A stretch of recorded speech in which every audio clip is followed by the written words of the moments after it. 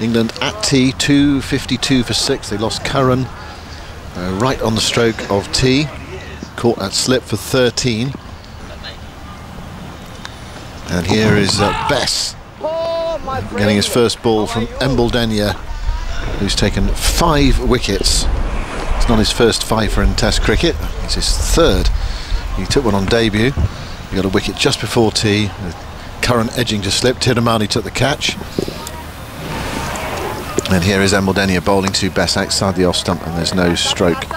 And it's through to Dick Weller. So a challenge here for Bess, although he does have the benefit of knowing exactly when he's coming in, so you can, you know, get your mind right. Even perhaps going to hit a few balls. I don't know whether you're able to do that during the tea interval. Here is Embledenia bowling to Bess outside the off stump. Bess stretches forward and allows the ball to go through. It's 49 miles an hour from Embledenia. Loopy doopy. Which is quite slow. What do you think you bowled at, Tuffers? What do you bowled at? 54, something like that? Or you vary, obviously. Yeah, but 50 to yeah. Embledenia bowls outside the off stump, nothing from Bess, and that's the end of the over. 2.52 for 6. My heavily disguised quicker ball might have been, sort of like a 57 or something perhaps, and then a little slower one about 49, 50 or something, yeah. Fiddled about a little bit. How you been, Simon? It's the first time we've had a chat this morning. It is, I think. You all good up? Is it snowing up there? It's not, no, it's an overcast Manchester day. Oh. Is there snow on the way? Yes, I think there is. I think we're meant to be getting it at the Oval branch at about half an hour's time. Oh, right. And it's dropped about 3 or 4 degrees outside. Oh, well. Yeah, it's gone very cold. You'll have trouble getting home, won't you? Well, I know. That might be a bit tricky, mightn't it? Just as it... There'll be snow drifts in Surrey. Yes. Might be all right getting out of Kennington. Right, well, no problems with that sort in Gaul.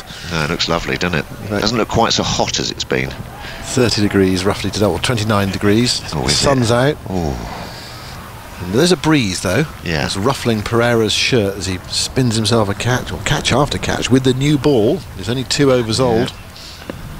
Why not? And it's Root on 137. And Pereira goes in and bowls to Root, and Root drives into the onside. I haven't said Root drives very often in this innings because he hasn't done it. No, he's looked to put that away, hasn't he, to hit straight back down the ground. Hit that towards mid-wicket. A lot of his runs have been square of the wicket, haven't they? We've said Root sweeps a lot. Yes. England 129 runs behind. They need, if they can, to get up around Sri Lanka's score. Here's Pereira bowling to Root. Root clips that into the onside. Straight to Mendes, who will be feeling much better about life after getting his first Test wicket. Into the third day, basically done nothing. No runs, no wickets, hardly bowled. He got the wicket of Butler in strange circumstances. Reverse sweep from Root, and then well, that was remarkable. He went to reverse sweep and then realised it wasn't there for the reverse sweep and played a cut shot as a left-hander. What? Go on, Simon, carry on. Well, that was it. He was down for the reverse and then played a little dab cut down towards what started, to get my geography right, started as short fine leg, ended up as short third man. I've never seen that before. I think I've just witnessed a new shot. Here is Pereira bowling to Root, more orthodox stroke there, and tucks that away down towards deep back of square leg. England underway after tea. Well, absolutely, Brad middled it and just got a nice little middle on it. That is an amazing well, I don't know what to call that. That is a left-handed back cut, left-handed late cut. Yeah. And he had time to adjust. Excuse me. I mean, on a pitch like this, which is a bit slow, you do have time to adjust, but you still need to be incredibly skillful and confident as well, which of course he is after all the runs in the series. That's when you know you're in a bit of nick, isn't it? Still middle it. You invent a shot that's I've never seen played again, and then still middle it even when you've got it all wrong. Wow. Well, it shows how well he's playing. Cool, isn't it? Just. And you feel he's England's main hope here to get up around that 380, and that doesn't save them, of course, because we saw in the last Test match that if you are set something in the 4th innings, it can be extremely challenging. So there's lots to look forward to in this game. I think it's going to be a cracker. It's a riveting game, this. Sri Lanka looking to fight back and level the series. Pereira bowls. Bess comes down the pitch and clips that away for his first run. taking the bold approach there, using his feet against the off spinner, past short leg. So Bess is underway, and he's got a part to play as well. It's not just about Root, but he's going to have to get some support from the lower order. Yeah. Well, he's a good player, isn't he? He's not a bad player, Don Bess. He's pretty solid technique. Likes to get stuck in. He has scored before this innings 223 runs at 24 in his Test match career. I think England would take a sort of 25 from him today. Here is Root on the strike. Root's clipping that away to the right of short leg, to the left of short fine leg, out towards deep backward square for another walked single, strolled single. He also takes the bowling. 139 not out to him. England 255 for 6. So he's switching on a Sunday morning. England today have lost the wickets of Bairstow for 28 and Lawrence for 3 early on, both to Embledenia. And then Butler out for 55 after a stand of 97 with Root. It was a strange one. He went for a reverse sweep and under-edged the ball into his boot, and it lobbed up to Fernando. There was one earlier like that as well that looked out front on camera, and then side on camera it looked as though it might well have bounced up onto the boot, so that was given not out. Butler survived there, but not the second time, and then Curran out just before tea, caught by Tiramani at slip off Embledenia. I've got a question actually that's been burning away up here in Manchester's for Zoltz. I forgot to ask you this, Zoltz. It refers to events. What day is it today? Sunday. Well, sort of last week, I suppose now, that India victory in Australia. The last team, visiting team, to win back-to-back series in Australia. My hunch is that it was the West Indies, but I'm not sure if that's true. I think they might have done it back in the day, in the 1980s. The last team to win back-to-back series, as India have done in Australia. Anyway, that was something we were talking about, and I said I'll ask Salts for Michael, and I finally remembered to do so on after tea on the third day. It's 255 for 6. I don't know if you need time to look that up or not. Well, give me a wave if you're ready. Embledenia goes in and bowls to Root, and Root gets the inner part of the bat on that, and it goes into the onside, inside edge, out towards square leg. No sounds run. right. I'll confirm it. England did it in 1928-9 and then with Bodyline in 32-3, but I think West Indies won at least 2, probably 3 consecutive series in Australia in the 80s. Yeah, all right. Well, we'll get the confirmation of that in a minute. Here is Embledenia bowling to Root, and normal service resumed, i.e. Root hitting out of the middle of the bat against Embledenia towards deep point, and there is one more run, and Embledenia has gone for a gallon now. He's got his 100 up. Gone with a gallon. He's got his 100 up, 500. Where does that phrase come from? It's a phrase, it's basically he's gone for a gallon. It's basically he's gone for 100. Is it because 100 units in a gallon or something? I don't know. I don't know much about gallons, other than that they used to have gallons of petrol, didn't you? Here is Best defending, and I wonder whether there was a time when a gallon went to 100 pence or something like that. I don't know. It might be that. It might be. I'm talking absolute tosh, but a unit of measurement, perhaps. Yeah. 256 for 6. Where does the phrase "gone for a gallon" come from? Here is Bess on strike beauty, past the outside edge. Bess groping forward, and through to Dick Weller. This is going to be tricky for England, as you say. That one beautifully flighted, new ball. And that's absolutely kicked off a perfect length. Landed on off stump, and Dick Weller taking that above the waist high at pace as well. It sort of seemed to gather pace off the pitch. Those 125 runs seem quite challenging at the moment. Sure. Embledenia bowls, Bess leans forward, and Bess lets it go. But it does turn. Yeah, this is when you enjoy playing cricket as a spin bowler. You enjoy it, yeah. Yeah, I'm enjoying watching it as well. It's when things are in your favour. You've got to make the most of them, because a lot of the time they're not. 5 for 100 for Embledenia, looking for another one. Bowls to Bess. He's right back into his stumps. As Tuffer said, a quicker ball, and he played it defensively into the offside. I think your pictures, Tuffer, are slightly ahead of mine. Okay. Because you're reacting a fraction earlier than me. Anyway. Well, they do call me the cat, you know. They call it the soothsayer as well. I'm always on the ball. You might be right, Simon. I shall stop going. 256 for 6. 4 overs into the new ball. Root's still there. He's got 140. 256 for 6. Not exactly shades of Graham Gooch at Heading League. And that was, 154 out of 252. Zoltz, you've got something for me?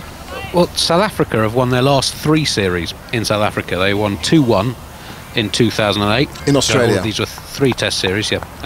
They won 1-0 in November 2012, and they won 2-1 in November 2016. Here is Pereira bowling, sweep shot, comes out from root down towards deep back with square leg for a single. So Michael, I don't know if you're listening to that, the answer is South Africa. Yeah. They won 3 in a row. What would have that been? Steyn, Morkel, Philander. Well, the most recent series in 2016, and this is something we often talk about with England's pace options in Australia. The 2 key bowlers were Philander and Kyle Abbott, both bowling 80, 82 miles an hour. Interesting. Pereira bowls, Best comes forward, pushes that away into the offside, and there's no run. The West Indies did it, though, did they? Must have done. They in won the everything. 1980s, around about the 1980s. I remember Curtly Ambrose spell in Perth. 5 for 1, wasn't it? Or something? Yeah, that was a fraction later. That was 92-3ish, something like that. So West Indies won in 92-3, 88-9, 84-5 as well.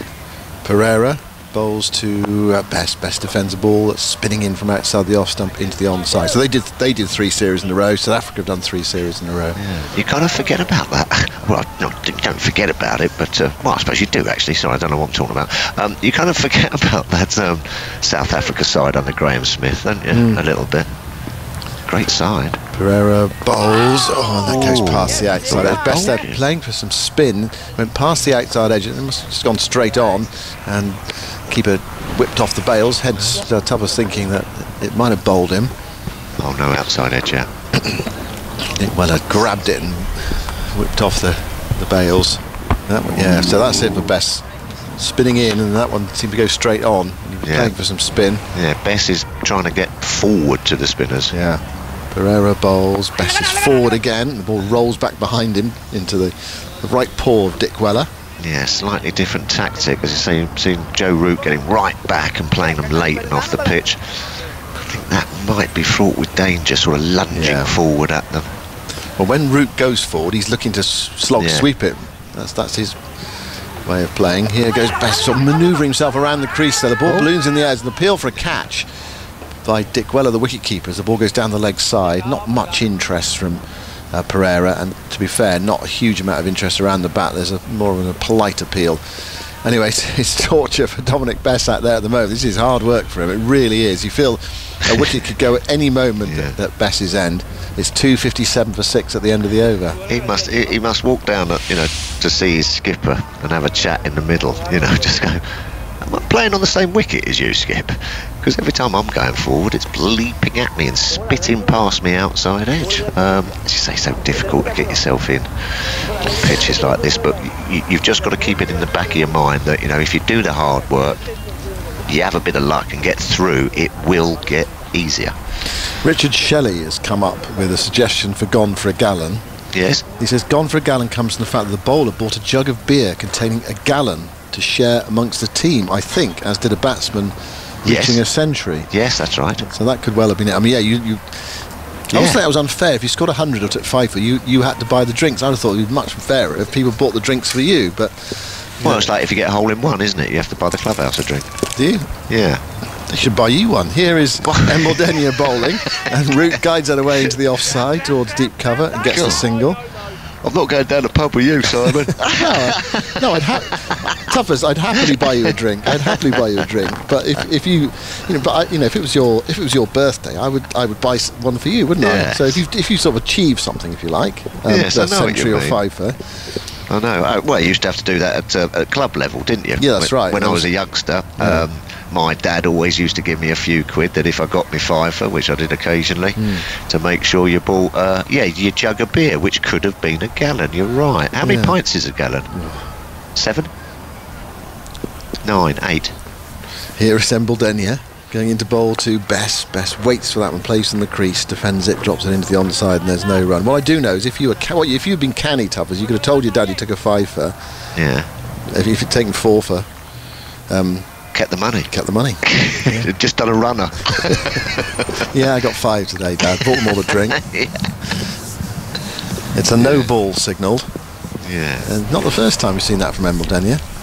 2:59 for 6. Embledenia goes in and bowls a beauty past the outside edge, ripping past the outside edge of the bat. It's taken by Dick Weller. Sorry, Simon, you're right. I think I'm a little bit ahead of you. 8 pints in a gallon, Tuffers. Yes, 8 pints in a gallon. Yeah. That means there's a couple of boys who are going without, doesn't it? In a team. Well, if you feel you have to drink a pint, I mean, you could. Of course you have to drink. Eldenia bowls What do you- outside the off stump, nothing from Bess through to Dick Weller. I'm not letting you get away with a half a shandy, Simon. If I've got Well, 5 for 40. Well, I didn't say shandy necessarily, but three quarters of a pint, Yes. and then get buying them yourselves, your teammates, and start buying them. Here is Eldenia bowling another beauty past the outside edge. He looks like he's going to get Don Bess out every delivery. I know, yeah. it's horrible, isn't it? Yeah. It's weird, isn't it? You've got two guys, both playing for England, both right-handed, and one looks as if he's never batted before, and one looks as though you wouldn't get him out if you bowled to him for 6 months. I know, it's incredible. It's almost... I don't know whether it's making Don Bess look bad or Joe Root look extra good. And Eldenia goes wide of the crease well this done. time, bowls to Bess. Bess covers that one, pushes it away towards backward point. That's a There's lovely no run. That's a lovely line. He's just brought his line a little bit straighter to Don Bess. Sort of looking to pitch it a little bit more sort of middle and off, almost middle. Getting him to play straight down the pitch with that straight boat coming forward, and it's just leaping off a length. And Eldenia bowls, and that's hits the pad of Bess and goes down fine on the onside. It's the end of the over, 2:59 for 6. Mike Taylor says, don't think gone for a gallon is anything other than Aussie slang for going to get drunk.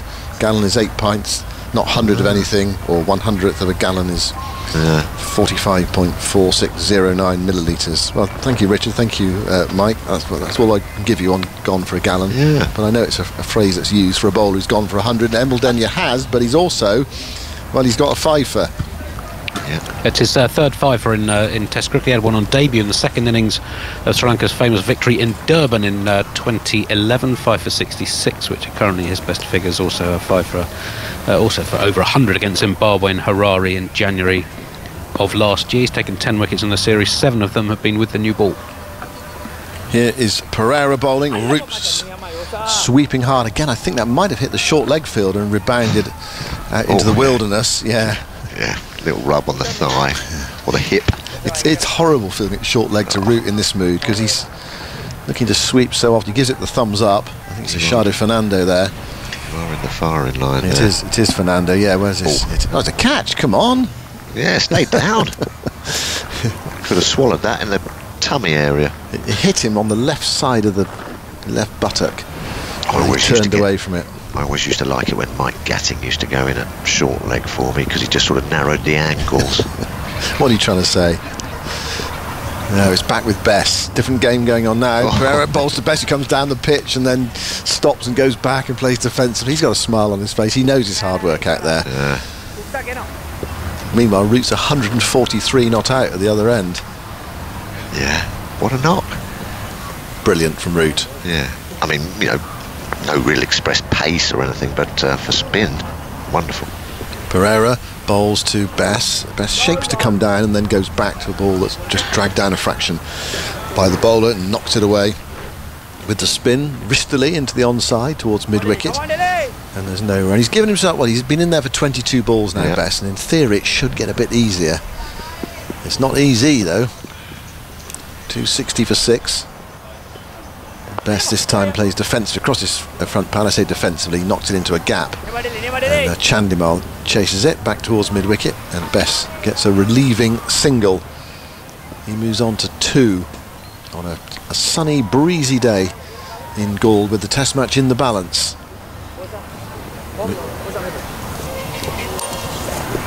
I've been sent a gallon email. Let's have a look. My great aunt used to say he's gone for a gallon in reference to someone who's been out drinking for longer than expected. That's from Sid. In reference to a bowl, it basically means you should have got the job done quicker. Here is a sweep shot, and that's gone past the wicket-keeper. What's that come off? It's going down towards the boundary for 4 off something of Joe's bat or body or glove. No, it's Byes. It's Byes. He went for the sweep shot there, and it turned and bounced. Yeah, went over the stumps. Yeah. That thing. Yeah. Just as well it did bounce. Yeah, so that's Sid in Cheddar. Thanks for bringing us all the joy of Test cricket in these tough times. Well, it's a pleasure, Sid. We're really enjoying it. It's a very good Test match, engrossing Test match this, and it's a joy to watch this contest going on between the spinners and Joe Root, and also the spinners and Dominic Bess as well. Right, that's it from me. 265 for 6. I know there's 1 ball left in the over. Of course, you had a 10-gallon hat as well, don't you? Do you have a 10-gallon hat? I don't have one, but yeah, you can have one, can't you? Well, it's got to be a big hat, hasn't it? You'd think so. Route 143. If you can't fight, wear a big hat. That's what my dad used to say. Pereira bowls to Root, who's down the pitch this time. We haven't seen that very often from Root. Clip driving it up towards long on. He's so confident now. He takes the single and he takes the strike as well. And more relief for Bess. You can watch from the non-striker's end to see how it's supposed to be done. 266 at the end of the over. It's time for Daniel Norcross. Thank you, Simon. 10 gallon, yes, a 10-gallon hat. It's like the old cowboy. It's a misnomer. 'Cause I think. Oh, it was a quiz question the other day. I think it only contains 2 gallons or something. Yeah. Didn't Al, you know Americans. Didn't Al Capone wear a 10-gallon hat? I'd be surprised. He was a mobster. Yeah, wasn't it? Well, it was a big cowboy hat, isn't it? Big cowboy hat, yes. I thought he'd have been wearing more sort of like the more kind of fedora. Yes, that's it. That's the one. Yeah. Again, we got to that stage of the day, haven't we, where words don't come easy to us. Who sang that? Was that Alison Moyes? Was it? No, I can't forget. Embledenia in, outside the off stump, spinning into the gloves of Dick Weller. Going every ball now down. There is no run. We saw some puffs of dust as well. You said the pitch will start to break up under the sun. Yeah. That first day it was lovely to bat on. It was pretty decent to bat on yesterday. Now it's just starting to misbehave. That's over pitch from Embledenia, and Root can just languidly guide the ball off the front foot out into the covers through the gap for a single. He moves to 145 out of 267 for 6. What a knock. We keep saying it, but it's just superb. It's just got to that lovely time for a spin bowler now where not everyone's turning. You know, if you bowl 4 out of the 6 are sort of turning, then the odd one just skids a bit, which is lovely. If every ball turns, you know, you can sort of ride it and get into the rhythm of it. There's bounce as well, isn't there? This relatively new ball. It's only 7 overs and 2 balls old, and that is again a little too full from Embledenia. He's just needs to eke that length back a little bit, and Bess is able to defend off the front foot. Back up the wicket. There's no run.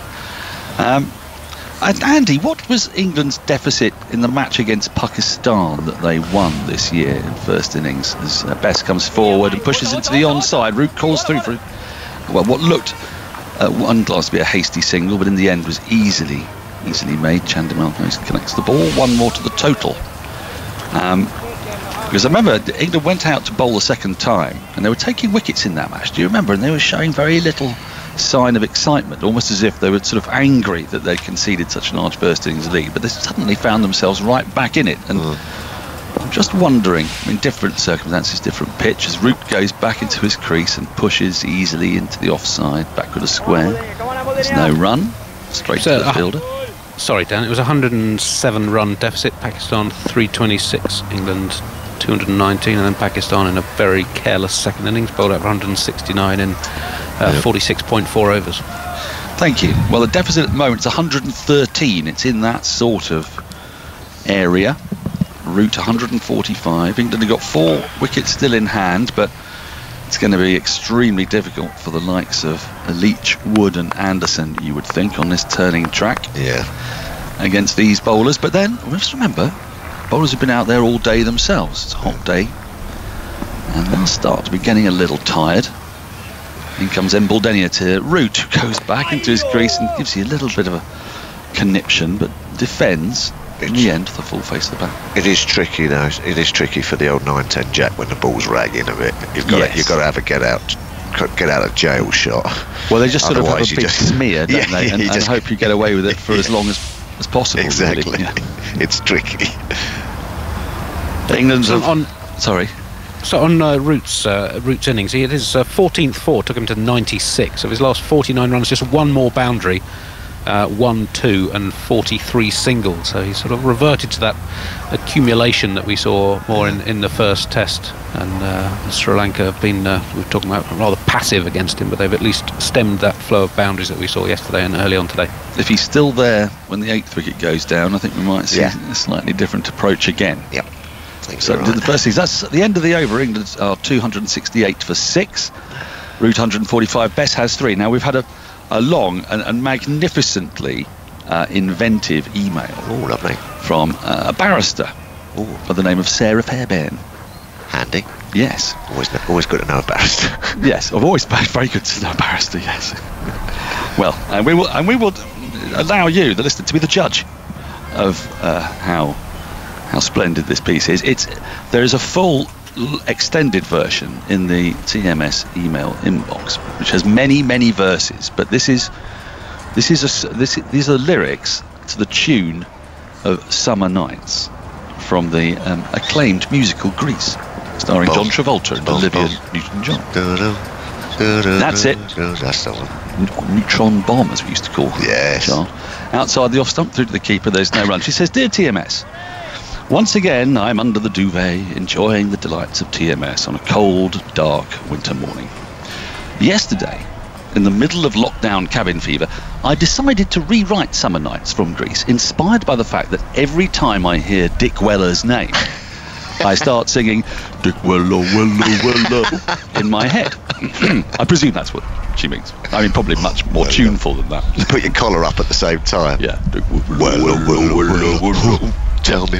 Go on. I'm excited now. Well, we've got two verses of it, and I think we're going to be asked to put in something approximating to a performance full from Lackmal in towards Bess's leg stump, and he defends with the full face of the bat. I could do with it just coming down a little bit so I can see all of it. Yeah.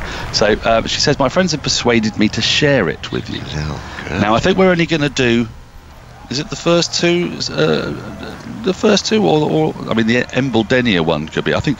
No, let's do the Embledenia verse. I think that needs to come down a little bit. She's got a shoe all the Embledenia in there. Yeah, well, I know. I think anybody who manages to get Embledenia in is come on, I'm excited. Yeah.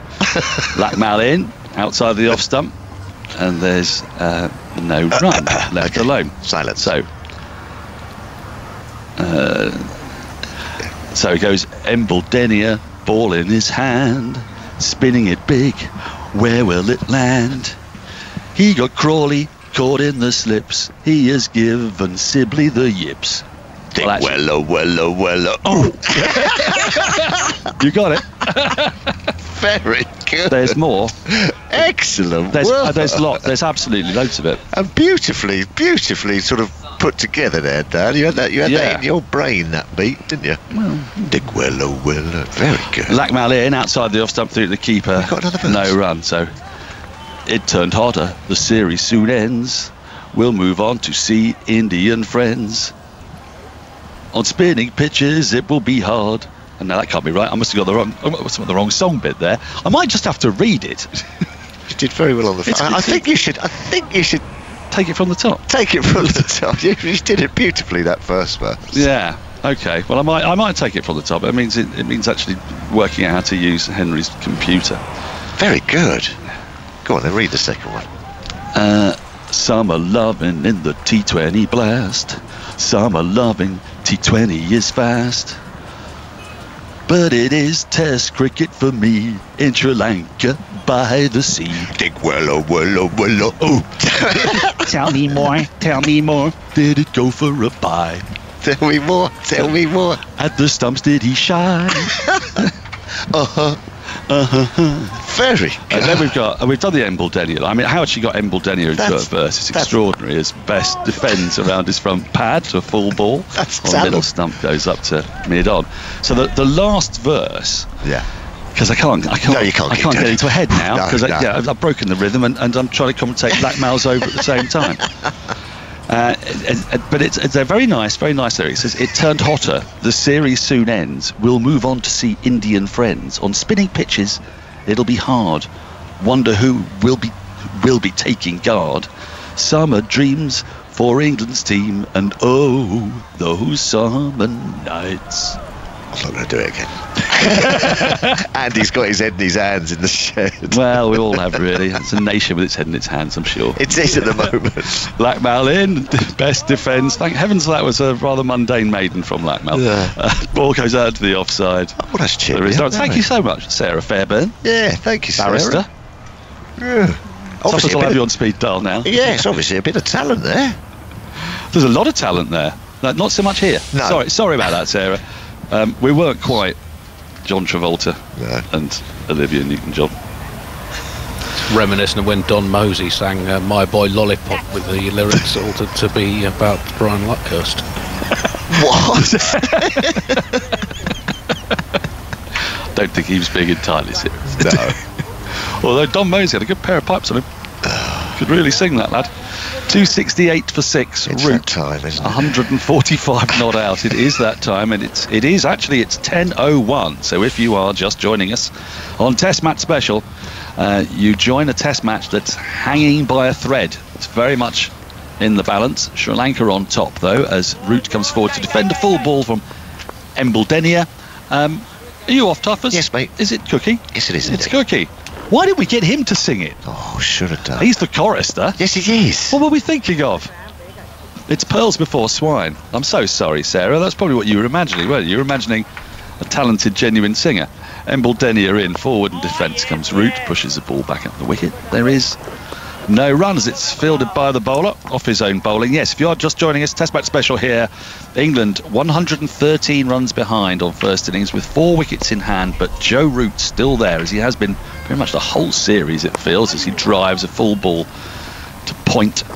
Matthews fields, and there's no run. 268 for 6.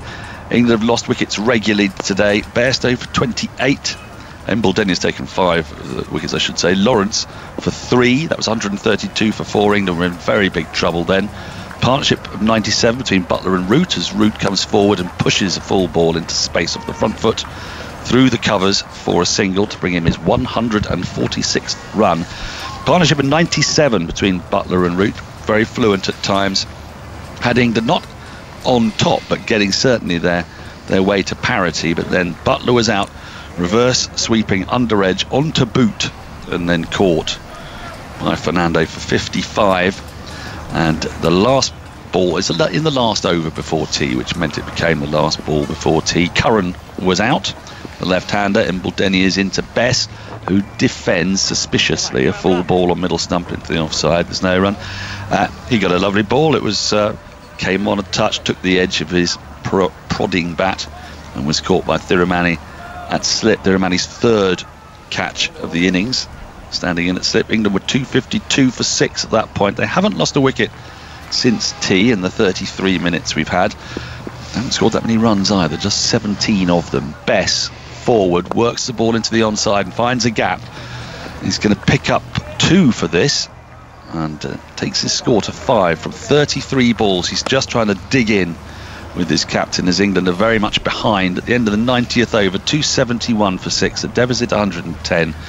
But Root has barely looked in trouble. He began the day not quite at the pace that he finished yesterday, but still sweeping and still manufacturing the ball. But as wickets have fallen, as his innings has gone on a bit longer, he's played a little bit more containing fashion, just working the ball into gaps. Alistair Cook's joined us. He's got a look in his face as if to say, I have never heard anything so grotesque in my entire life. No, I was just very glad that I was not sitting in this chair. It was Tuffers. I thought it was it's very entertaining. It was very entertaining. Brilliant work from Sarah Fairbairn. And brilliant. I mean, Tuffers is...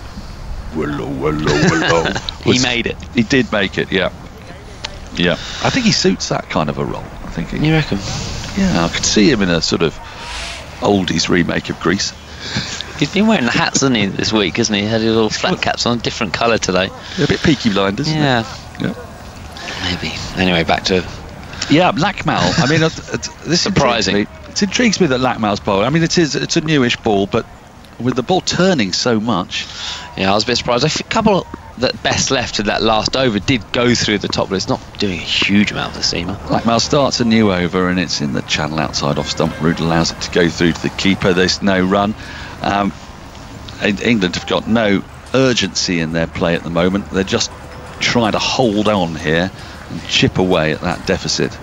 Well, that's what they've kind of done all day, isn't it? Actually, I think in one of my first ints, whether that was at 4:30, I said they've got to almost take the scoreboard out of the situation, because if you keep looking how far you kind of are behind, it can kind of distract you from what you're doing, or be a little bit depressing. But actually, now that lead's, is still big. 110. It's a worthwhile lead, but they have managed to get it down into single figures next game.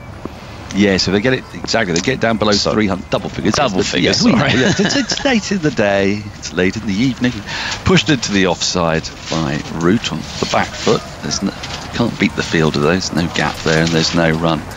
So yeah, the next aim will be get it down below 100. And we've seen that England have won from those positions before, but for Sri Lanka, we must really, what a turnaround this has been from the first 2 days of the first test, where they just looked completely outgunned, outclassed. They looked like a poor side, actually. And since then, been very even, isn't it? Yeah, they've shown a lot of character. You might argue they won the back end of the test match, the first test match, although they ended up losers. Lakmal is in, and Root lets this go by again. He won't be tempted. A foolish ball outside the off stump. And there's no run. They've won a good toss here, haven't they? I mean, that's... Yeah, I mean, that ball again was it was in the channel, probably 5th or 6th stump. Not really going to hurt Joe Root at all, but it has gone through the surface, hasn't probably just bounced a tad more. Probably means that scoring as the game goes on is going to be harder and harder. So no matter how long this takes for England, the closer they can get to Sri Lanka's score. I know it's an obvious thing to say, because then Sri Lanka, they're going to have to force the pace, aren't they? They're going to have to get some kind of lead to put England back in at some stage, to probably say tomorrow afternoon, like in this session, in the last session, to try and bowl England out on the last day. Lakmal in, and Root defends. That keeps a little bit low, and he gets on bottom half of the bat on the ball, pushes it to the offside. There's no run. I mean, it's all the more reason why England will be desperate to get as close as possible to the Sri Lankan score and try and bat out the day, because at the moment, if they were bowled out, there wouldn't be any onus on Sri Lanka to go quickly to force the pace, because they'd have the lead. They could go at a steady rate. You know, they could look to declare soon after tea tomorrow and have plenty of time on a turning track to bowl England out. But if England can bat through the day, then that just means they've got a bit of thinking to do about how quickly they go. And England will think, actually, a flurry of wickets like in the first innings of the first test, and they're right back in it. Lakmal bustles in, and Root lets this go again. I don't know whether there was much in the way of shape as opposed to the angle, really. That ball from Lakmal, it goes through around about waist height to Dick Weller behind the stumps. And I think Root's on the verge of batting out yet another maiden against Suranga Lakmal. It's been a feature of this particular duel. Yeah, it has. Lakmal's kind of hid the ball, hasn't he, in the channel. Hasn't made Joe Root play a huge amount.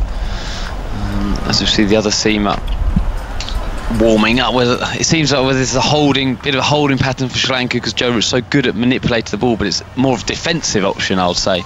I'd probably have gone for another couple more overs with spin to try and keep Bess. He's not hurting them at all, to keep Bess under pressure. Lakmal's in, that's driven, but off the sort of inside half of the bat. It is a maiden as the ball rolls up to mid-on. End of the over.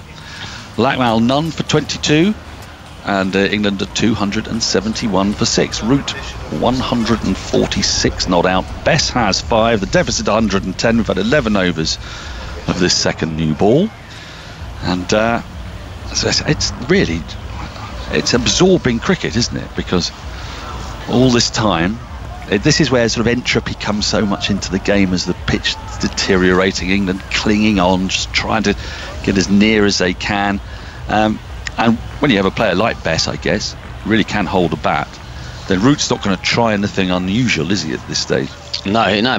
Bess, I think, on his debut, become a night watchman. Did he get a 50? He batted really beautifully. He looks a bit like Ian Bell at points. Mate, I was maybe not quite going that far, but did he get 50? Was it a 50 at Headingley? I'm going to go against Pakistan, and Real showed a lot of guts and determination for some reason in a losing cause. I'm going to go 50 at Pakistan, against Pakistan at Headingley is what I'm going to go with, and showed real determination and courage to do that.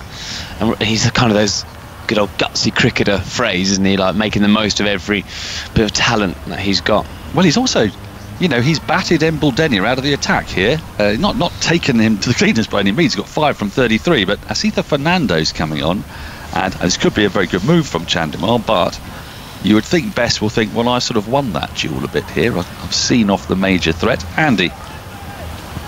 Bess's debut in the second innings against Pakistan at Lords, he was batting at 8 but made 50, and then the following test as night watchman in Leeds made 49. There you go. We're both sort of. Kind of. You're both right. We'll take that. We'll call it a draw. Yeah. 271 for 6. Root 146. Best 5. Fernando, pace bowler. He's bowled 8 overs so far. None for 23. He's into the right-handed Best. 2 slips in. And he's hiding the ball wide outside the off stump. And Best is having nothing to do with it. And lets it go through to the keeper. All sorts of things have arrived here. Cranberry and raspberry. We've got coffee's arrived. I think my mocha should be here. No mocha? None. Only mine's Are arrived. you joking? This is extraordinary. Oh, I see. It's one rule for whatever you are, a gartered man, and one for the rest of us. So has my coffee arrived then?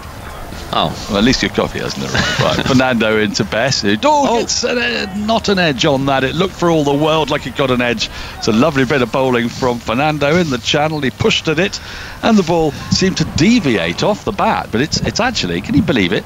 That swung after leaving the bat a long, long way into the gloves of Dick Weller.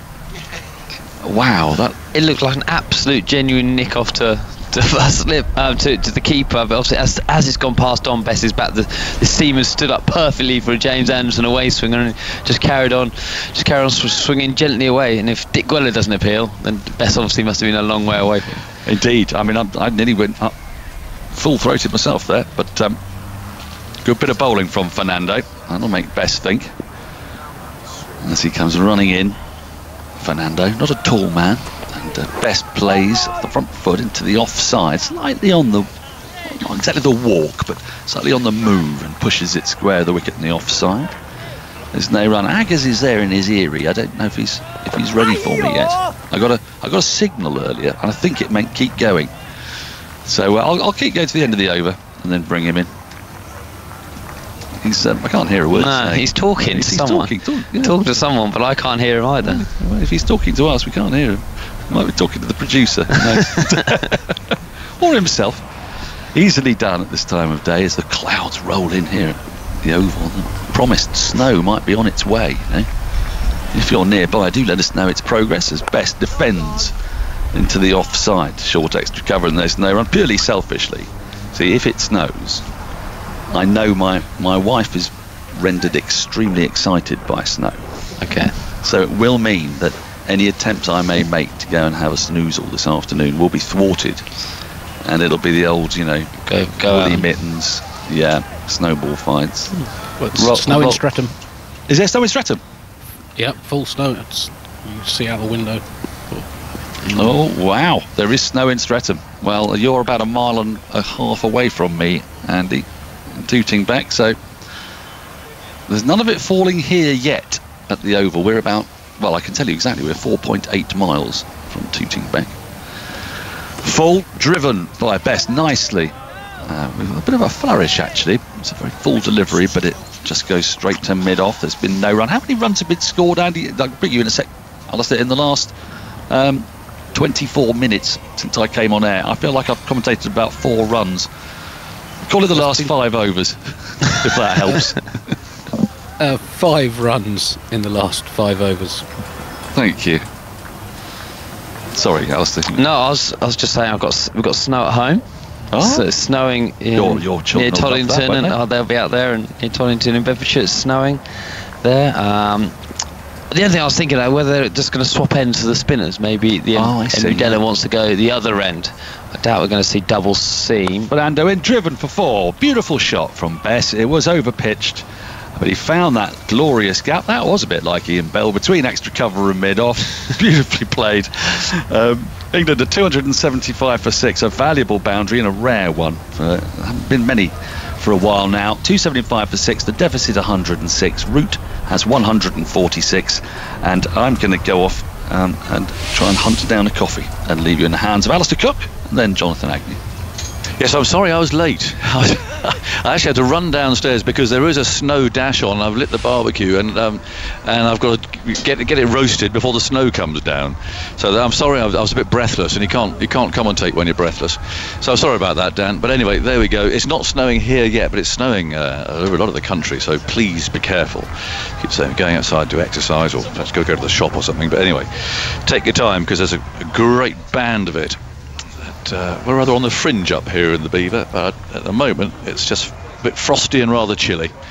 So 275 for 6, 106 behind, Root 146 not out, and Best doing a very good job in hanging on with him there, keeping going and so on. Must say hello to Tom George. It's the first morning I've been able to wake up and watch the cricket. This is because I work for GP Surgery, who've been running COVID vaccination clinics all day, every day for the past week.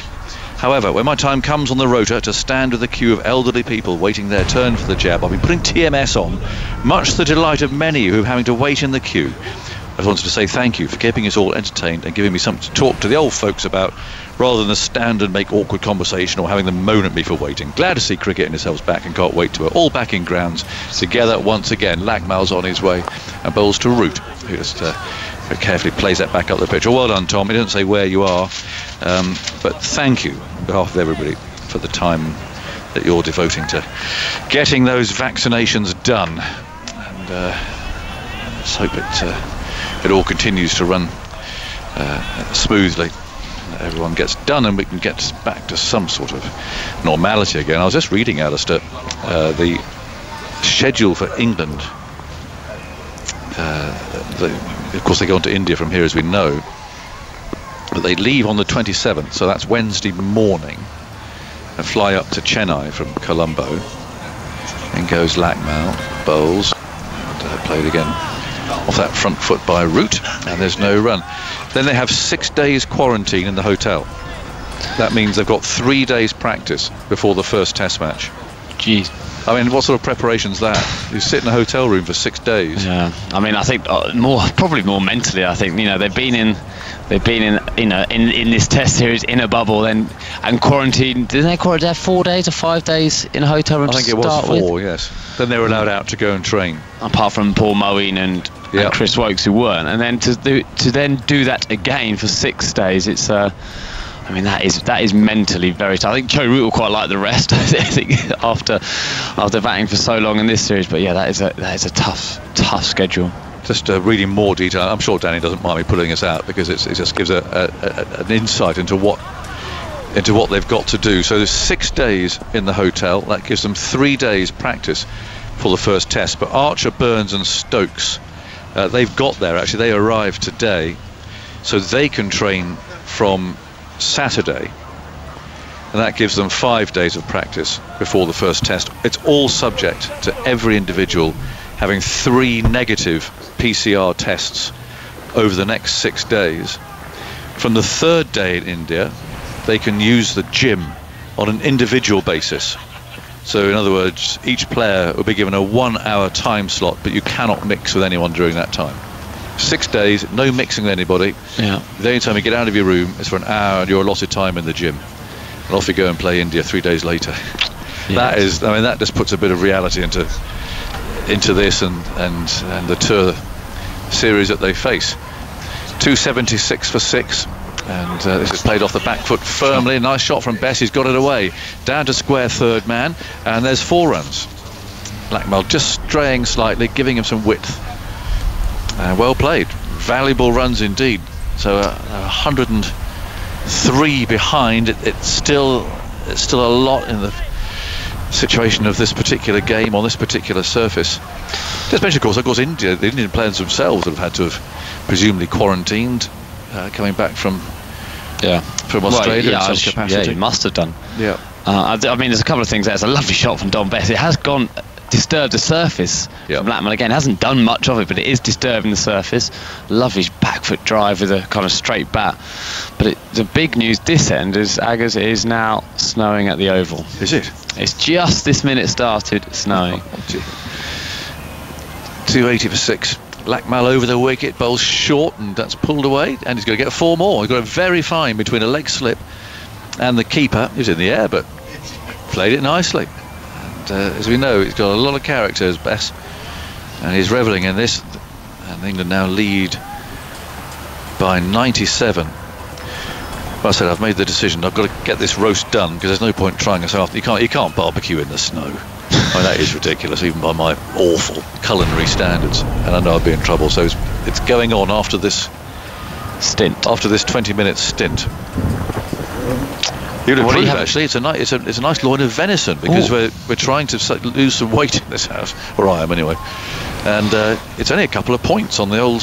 Very lean, isn't it? Yeah. Old venison. Yeah, but it's I think it's quite difficult to cook. You mustn't cook it for too long, I think. So I'm going for a bit of a quick burst on it.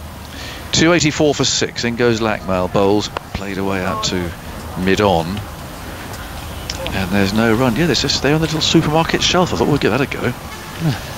Very nice. But it is very, very lean, so you mustn't let it dry out. I think I've been reading up on it. I must text the hogster.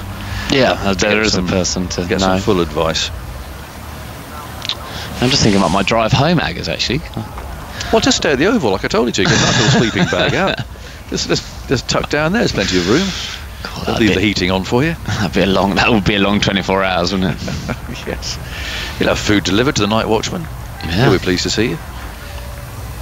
There's nothing else going on at the Oval. I mean, can you see anything? Is there any activity going on there at all? Well, I was going to say, the fox which was sleeping on the cold concrete ground for 3 hours has now moved on. Yes. And there's the marquee, I assume, for the indoor nets for the Surrey players is up, and the lights have suddenly turned on there.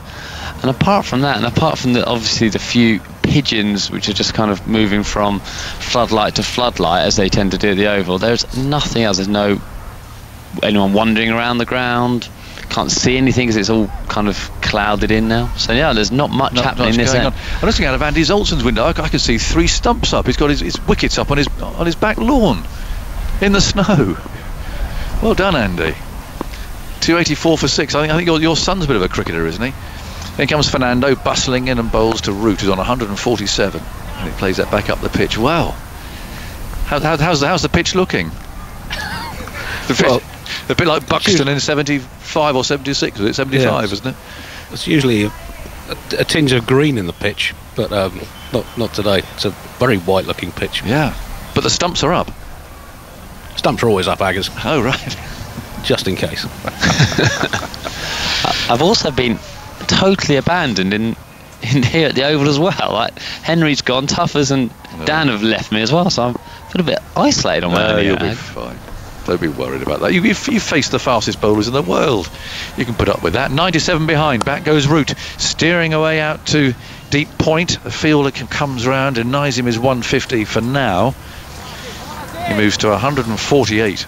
Just played so well, hasn't he? It's unbelievable how well he has played in this series, but this innings as well. I mean, it's 148 out 285, and everyone else has just really struggled. Joss Butler played nicely, but struggled to time the ball. He just looked in a totally different league. Yeah, he's played brilliantly. 96 behind. Bess on strike. There's a few more details. It's always interesting catching up. I mean, we should be doing this on the tour ourselves, but of course we can't do it now. But both teams are staying in the same hotel in Chennai. And goes Fernando. That swung. That did swing. But, Bess made that little shape there with his fingers as that went through to the wicketkeeper. And now he's searching for sympathy now. Danny Rube with the England team. We leave our Gaul base at 5:30 a.m. That's an hour of play. We've been on air for an hour and a quarter, Danny. Sorry, not getting any sympathy for that. That's 2.5 hours. 3 hours, sorry, since I've been up. That's luxury. That'll shut him up. He's putting a message on our WhatsApp group. Anyway, hope he's doing well. It's all a strange tour. No families and then coming out, which is it makes it pretty tough. In goes Fernando, bowls on off stump. And Bess plays back up the pitch again. So again, just have 3 days practice. I mean, 3 days of actually being in the open air. I know. The snow here is now, I'd say it's now described as heavy snow. It's gone from, I would have said quite fairly light to now heavy snow. Big flakes. big flakes, as tough as he's showing me the signal. Well, none of you will get home. This will be the story of the test. You're all going to stay there. You'll have a great time. Yeah. Oh dear. Get your food in. No, just hunker down. It's quite comfy. And there you've got the Sky commentary box down the way, down the corridor. There's room in there. There's enough rooms in. Yeah. Very nice. Worst places to be stuck. Fernando bowls, and that's driven square by Bess. And again out to deep point. They might get a second this time. I feel a bit of room to make up there. It's Ebeldenio who threw it back left-handed as well. So 2 runs taken. Bess goes to 19. 1 ball left in the over. 287 for 6. Are you having Yorkshire puddings with your... No, not allowed that. No? I'm afraid what it is, and I'm just not going to mention it for plugging purposes, but it's a bit shame. It's venison, but unfortunately in a Weight Watchers casserole, which just takes a bit of the... It takes a bit out, doesn't it? But it's only 2 points. I mean, a lot out. It's only 2 points though, so it's it's... How many points are you allowed? About 30, I think. Well, and the other 28 are on wine. No, that's off. None of that. There goes Fernando, short, pulled away down to fine leg, and they take 1 more. So he kept the strike. I think he probably has. 288 for 6. 93 behind. Lots of people are doing it, aren't they? I mean, all those who are doing dry January. I'm not claiming to do that, by the way.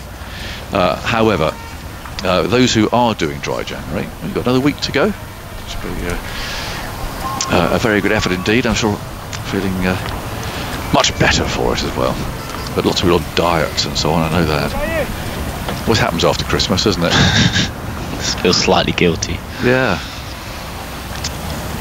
Right, we should be back in training at Essex, but of course that's been postponed as well. So what would you normally do? Well, we'd be in probably 3 days a week, 4 days a week now. In the indoor school? In the indoor school, but obviously with these current restrictions, we're definitely not starting until the 1st of Feb. I think that's just going to be just the bowlers to get up and running, actually, just to reduce the numbers. We're feeling like we're only going to start properly when we can all be outside. So 1st of March, I think the idea is the 1st of March we'll be outside at Chelmsford, no marquee, which doesn't sound that much fun. No, they are the done thing though, aren't they? These the marquees and the heat and playing on grass. Yeah.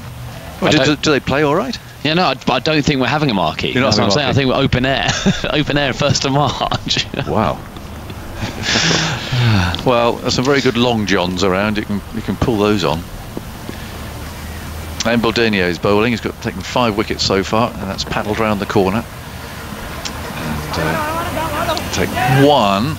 It's I think all they're going to have. No, they make it back for the 2nd. Best scurrying for his ground. So route a little stranded at the moment on 148.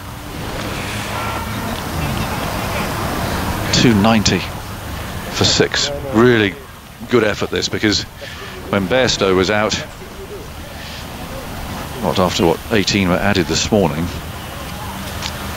and then Lawrence 132 for 4, it felt a bit ominous. Especially after the ball that Lawrence got was a really good ball as well. Yeah, absolutely. Wide of the off stump, and ruffled the surface there and spun through to the keeper. There's been a bit of a lone hand, isn't it, from Mbundelia, in terms of, like, he's been the main threat. But you just can't bowl all day in these conditions. It is too hot, isn't it, to bowl all day. And I feel if England see him off again... So sweep into the pad at appeal, but ruled not out. He is their main threat, isn't he? So he's taken 5 out of the 6 wickets. So on the other end, he hasn't had a huge amount of, like, wicket-taking support. I'd say that they've held an end up. Certainly the seamers haven't gone for many runs and over, but the spinners the other end don't look that threatening. Say hello to Ian Gibbs in a moment as well. Embaldenia bowls, and it's clipped away to mid-on. There's no run. It says, thank you for keeping me entertained during the rather snowy drive from Manchester to North Wales to collect COVID tests and take them back to the lab. Another crucial job. Thank you, Ian. And drive carefully. Rather horrible snow that there is around there at the moment. Best forward, plays out to mid-off, and there's no run. 94.5 overs gone.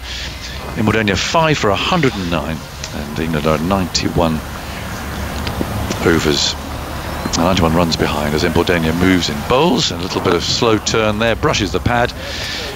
Picked up in the leg side, and it looks as if I'm going to give Simon Mann the glory moment again, because I think it's handed over just in time for Joe Root to get his 100, and I'm handing over just in time now for to get his 150. Hopefully, I'm going to sear my venison. Thoughts from Alistair Cook, Michael Vaughan, and then Simon. Not too exciting, apart from the fox with the limp is now walking across the dressing. It's unbelievable. This is the 8th different fox, as he just has a little toilet break as he hobbles across. And he's definitely, unfortunately, only on 3 legs. But there you go, Simon. That's from me at the Oval, snowing and a fox hobbling across the outfield. Yeah, I see. I've been sent messages saying it's snowing in London, but in Manchester it just looks like a normal day up glorious here, Michael, doesn't it? Yeah, glorious up here, Simon. I'll tell you what, it must be glorious for Don Bess. He looked like he was going to get out any ball at the start of his innings to the spinners, and all of a sudden they went to the seamers. He must have thought, thank you very much. Bizarre captaincy. I suppose Alistair was making the point that it was too hot to bowl all day. You know, you have to change your bowlers around. But I'm not having that. We've got 3 spinners. They're used to the conditions. Pereira's bowled 27 overs. He's taken 0 for 76. But yeah, Bess must be very happy that he's facing a bit of seam out there. I said earlier, actually, his test average is 24, and he'd be very happy to reach that today. He's 22 not out. Root goes right back into his stumps, plays defensively, back up the pitch. He's 148 not out. I think this would be, if he does get to his 150, his slowest 50 of the 3, because he has reined himself in of late. Here is Root coming down the pitch, clipping past short leg, but straight to the short fine leg fielder, and there's no run. It's interesting to see Root use his feet there. We haven't seen too much of that in this innings. He's generally swept or stayed back, reaching the sweep shot out in front of him. So there's a good battle. It's been a good battle all innings. Pereira bowling, and Root goes back, nudges it into the offside for 1. It will only be 1. They've got that man back at 3rd man. It's a bizarre fielding position, really, for, if you think about it, for the off spinner bowling to the right-hander on a spinning pitch. They've got a 3rd man in, but the reason for that is to try to prevent Root playing that reverse sweep, which he's done so successfully. Anyway, he's 149 not out. Just a little bit on the spinners. I mean, we gave Don Bess and Jack Leach a bit of a hard time for not getting any wickets in the first innings when the pitch was at its flattest. Dora Pereira, an experienced off spinner, 0 for 77. He's into his 28th over, and it has been spinning. Been a bit unfortunate with a couple of reviews, but you'd have expected to get at least 1 or 2 by now. Yeah, and he's a very experienced bowler. He's taken over 150 test match wickets, and he's come up with 0 for so far. 1 for Mendes and 5 for Embordenia. He's taken 160 test wickets. Pereira goes in now looking for another one. Bowls to Bess, who's back, playing into the onside towards mid-wicket. There's no run. It was a really tough start for Bess. He must have played and missed, I don't know, at least half a dozen times against the spinners. I'd love to have known the captain's mindset to change that. Just got to keep going. I mean, you can't just think, oh, we're not having much fortune. Pereira to Bess. Bess is back trying to flick this away. I think an inside edge onto the pad there, and the ball dropped to his left-hand side. It was picked up by the wicketkeeper, Dick Weller. You can see straight away back to spin, and he just doesn't look anything like as confident or positive as he did against the seamers. I mean, facing the likes of Lapmel and Fernando on this kind of pitch, when he's been playing in England, the ball hoops around. Yeah. Pereira bowls to Bess. Bess is struck on the pad. The ball goes to leg slip. They asked for the catch there, but no conviction in the appeal, and it is turned down. End of the over. Bess stays on 22. Root's on 149, and England are 291 for 6. Just trying to chisel away at that Sri Lanka lead. They are 90 runs ahead, Sri Lanka, at the moment, trying to get the most out of their tail. Still 2 days to go after this one, so I would say England were all out at the close for, I don't know, 340, 350. So small first innings lead, then the onus will be on Sri Lanka to try to press ahead and then try to bowl England out on the final day. Yeah, and the onus will be on England to get 10 wickets to restrict that chase in the last innings of the game. And you would think the spinners will have to play more of a role, and they should do on the pitch that it's playing like it is now. Joe Root He's on the 4th on the list of most runs by a visiting batsman in the Test series in Sri Lanka. He's only playing 3 innings so far. He's only got 12 runs behind Tendulkar, who played 5 innings. Mike Hussey's 450 odd runs in 5 innings. Brian Lara 688 in 6 against Murali. That's not bad, is it?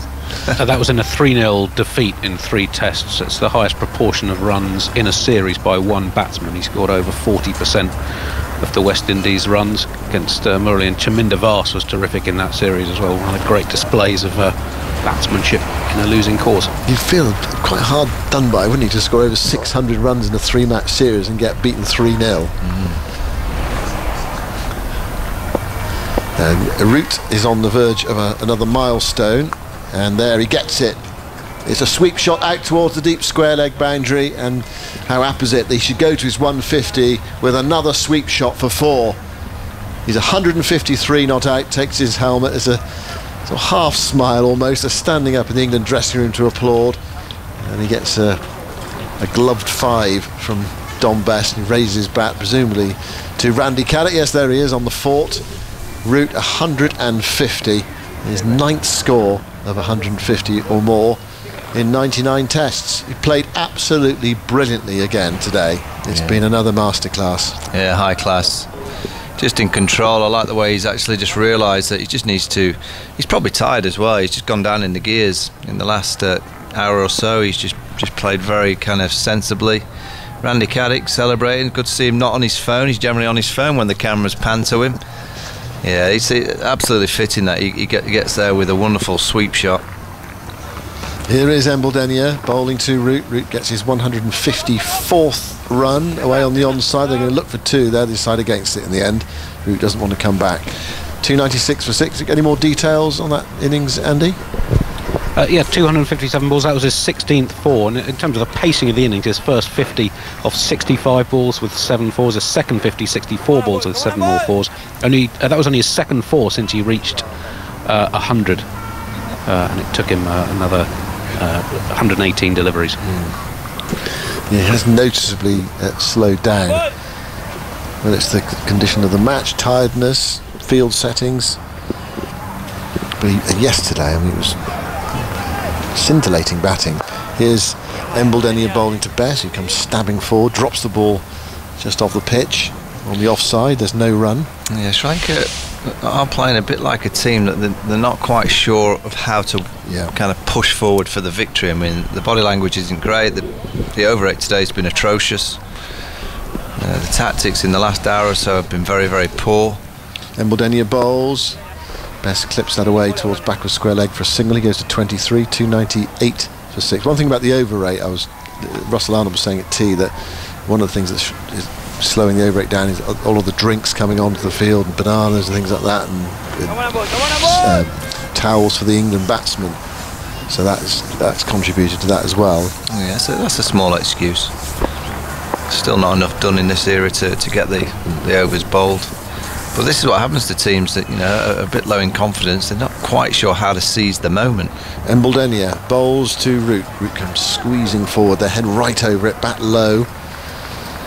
And if they're not careful, they're up against an England side that is full of confidence. So it's just itching themselves back into this game very nicely. They only trail by 84. To combat the day out, they'll probably get another 40, 45 from now. Root drag sweeps that into the leg side. Does Sri Lanka have a man back? They do, on that cow corner area, so it is only a single. So in that over, Root playing 2 trademark strokes from this series, really, the hard sweep to deep backward square leg, and then the stretched slog sweep out towards deep mid wicket. Gets another run, and England are 298 for 6, 83 runs behind. It's 20-11. We must be playing until 12 o'clock today again if the over rate is slow. I'm just going to check how many overs are actually left. Oh, goodness me, left in the day's play. 23 overs left in the day's play. So I'm going to get that many. We might be down a few again, but if the light holds, and it looks as if it might, although there are some dark clouds in the distance, there's still sunshine over the ground. But as always, it seems at Gaul, there's a bank of cloud away from the ground, and then right by the seaside, it's fine. But anyway, it may well be that the light will close in a bit. But in theory, we've got another hour and 20 minutes play left. 2.98 for 6. It's going to be Pereira to continue, looking for that first wicket of the match. And it's going to be Root to continue. They must be absolutely... I mean, they've been playing against him for 8 days. They must be sick of the sight of him. Talk about that 5:30 flight on the 27th. Sri Lankan players will be getting up to drive him to the airport to make sure he gets out of the country. I mean, the 2 dismissals he's had in the series. He's won 55 not out. Pereira goes in and bowls to him, and he comes forward and plays defensively into the offside. Sun has disappeared behind clouds. Now the 2 dismissals, one was a run out, and the other one was the 10th wicket going down in the first innings, where he was caught on the wide long on boundary, going for a 6 with Stuart Broad at the other end. Yeah, he hasn't been got out yet, has he? Not really, no. Pereira bowls to him. He's back into his crease, playing defensively into the offside, and there is no run. It's just the way that he just completely studies the ball. I know that sounds such an obvious thing to do as a batter, and many should be doing it, but he just completely studies the ball out of the hand of the spinners. That's allowing him to pick up length quicker. Real concentration. Pereira bowls to, he's down the pitch, hitting this on the full through the extra cover region, out towards the boundary, and that has gone for 4. Well, there's a still combination there. He set himself to take Pereira on by coming down the pitch, and then Pereira bowled him a nice juicy full toss. It landed perfectly for him. Well, Mickey Arthur must be, he's not got much hair, but he must be tearing his hair out, because at tea time they get Sam Curran right on the stroke of tea. They've got England 6 down, 100 and a few in front of the England side in the first innings. I need to say to come on, this next 40 minutes, this is the moment we have to seize. Sri Lanka just haven't been good enough. Not been able to do so. Not been able to put any pressure on. They had pressure and then they released it by bowling seamers. 50 partnership raised, 300 raised, 302 for 6. 50 partners coming, 98 balls. Pereira around the wicket now, bowls to Root, and Root, he could have padded that away. He played it defensive with the bat, his legs slightly open, so it was one of those that could actually gone through his legs and onto the stumps. But he got the bat down in time. So England 79 runs ahead. And their task just simple, just bat and bat and bat, keep going. Root clips that one away towards mid-wicket, and there's no run. There's Mickey. Camera's on Mickey. The short shorts are back on as well. Yeah. There's tracksuit bottoms on early in the game. Yeah, they're tight, aren't they? Pereira bowls to Root, reverse sweep, and makes good contact. But I mentioned that third man a few minutes ago, and he fields, and it is 1 more to the total only, and that's the end of the over. I think a signal of drinks there was made by Yushira Paliguruga, and so the drinks are coming onto the field at 303 for 6, 78 runs behind. And I know it's not 11:15, but it is Sunday morning, so people, I don't know, might be waking up and don't know what's happened so far. Bairstow out for 28, Lawrence for 3, Butler for 55. A reverse sweeping the ball into his boot, and the ball bouncing up for Fernando at short leg, and then Curran taken by Tiramani at slip off Embledenia for 13. So 5 for Embledenia, 1 for Mendes in his first test match. Ramesh Mendes, he got the wicket of Butler with that reverse sweep. Stand of 97 between Root and Butler, and then Bess and Root have put together a 50 partnership. Really valuable runs from Dom Bess. 303 for 6. England are 78 runs behind. Here's an email from Simon Bradbury. If Root reaches 198 not out in this test, if Root reaches 198 not out, his test average will be 50. If he somehow gets 248 and he gets out, he'll also have an average of 50. Just look on the tactics. I mean, Ramesh Mendes is on his debut, bowled 2 overs, 0 for 19. Today's bowled 8 overs, 1 for 13. Why hasn't he been bowling? Come on, Zols, give me a reason. You're shaking your head. You've got some wisdom for us.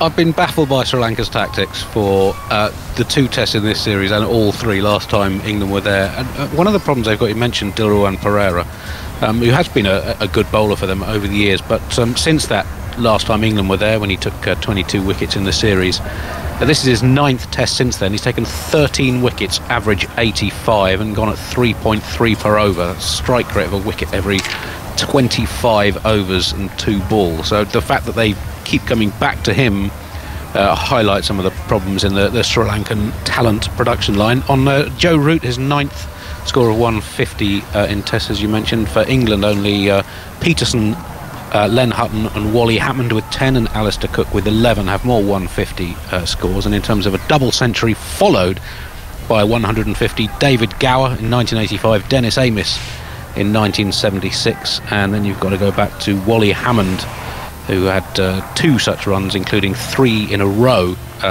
against Australia in the Ashes in 28-9, 251 and 200 and 32 in the next test, and then 119 and 177. So he was on a pretty hot streak at that point. Fantastic achievement from the captain. In terms of Root's run making overall in his career, he's knocking a few off in this test match, isn't he? He's knocked off Jeffrey, and he's knocked off Kevin Peterson as well, and David Gower. How many does he have to make in this innings to go past David Gower? 20 more to go past Gower into 4th place. So when he's on 180, or if he gets to 180, is that right? Does he go level or go past? He'll go past on 180. Right, okay, well, we'll keep an eye on that. It might happen before the close. Well, it should happen before the close if he's still there, as long as the light holds. Well, it's been another brilliant exhibition from Root today, and he's closing as well on 100 runs for the day as well. Century in the day. He was 67 not out overnight, 67 from 77 balls. He has slowed down today in that second 50. Yeah, he's had great help though. Joss Butler played really well for his 55. Sam Curran hung around, and now Don Bess is just hanging around, just making sure he's there for the captain. When you think back to the start of the day when Johnny Bairstow went, and then Dan Lawrence soon after, it just had the feeling that this could be a day where England were going to get bowled out quite quickly. But Butler kind of got into his groove nicely, played the conditions really well, and that's all you need to do. I mean, it sounds dead simple, and it's not, but when you have a player like Joe Root who's playing so well and he looks so controlled, you just got to hang in there. I mean, you look at Australia back in 2019, a player always seemed to just hang around long enough for Steve Smith to get all the runs. Yeah. And when you have a player that's playing with so much confidence and clearness, the calmness, control, and looks like he's got the wool over all the bowlers of the opposing team, you as a team have got to realise that, and just got to hang around for him. Well, here he comes. Yeah, you've made it through. You've made it through to the Sri Lankan captain, Michael. Is Ramesh Mendis is going to. But the other highlight that we've had today, if you haven't been with us, is we've had a monitor lizard on the field. That was a dinosaur. Was it a dinosaur? Was it? Yeah, that's a dinosaur. Right. That was a monster. Apparently, it was a Bengal monitor, Varanus bengalensis, or common Indian monitor. Wonder where it's gone. It hasn't been seen since. Hope he's all right. Well, they just knock around, don't they? Probably in the fort area somewhere now. 303 for 6. Here is Mendis bowling to Root. Root goes back and takes a single towards deep backwards square leg, and he's done that so effectively. The boundary shots, but also the singles as well. 304 for 6, and then chipping away at that Sri Lanka lead of 77. And they haven't lost a wicket in this session. It's been very good for them. Michael's mentioning, yeah, when Lawrence was out, it was 132 for 4. They were really under pressure then.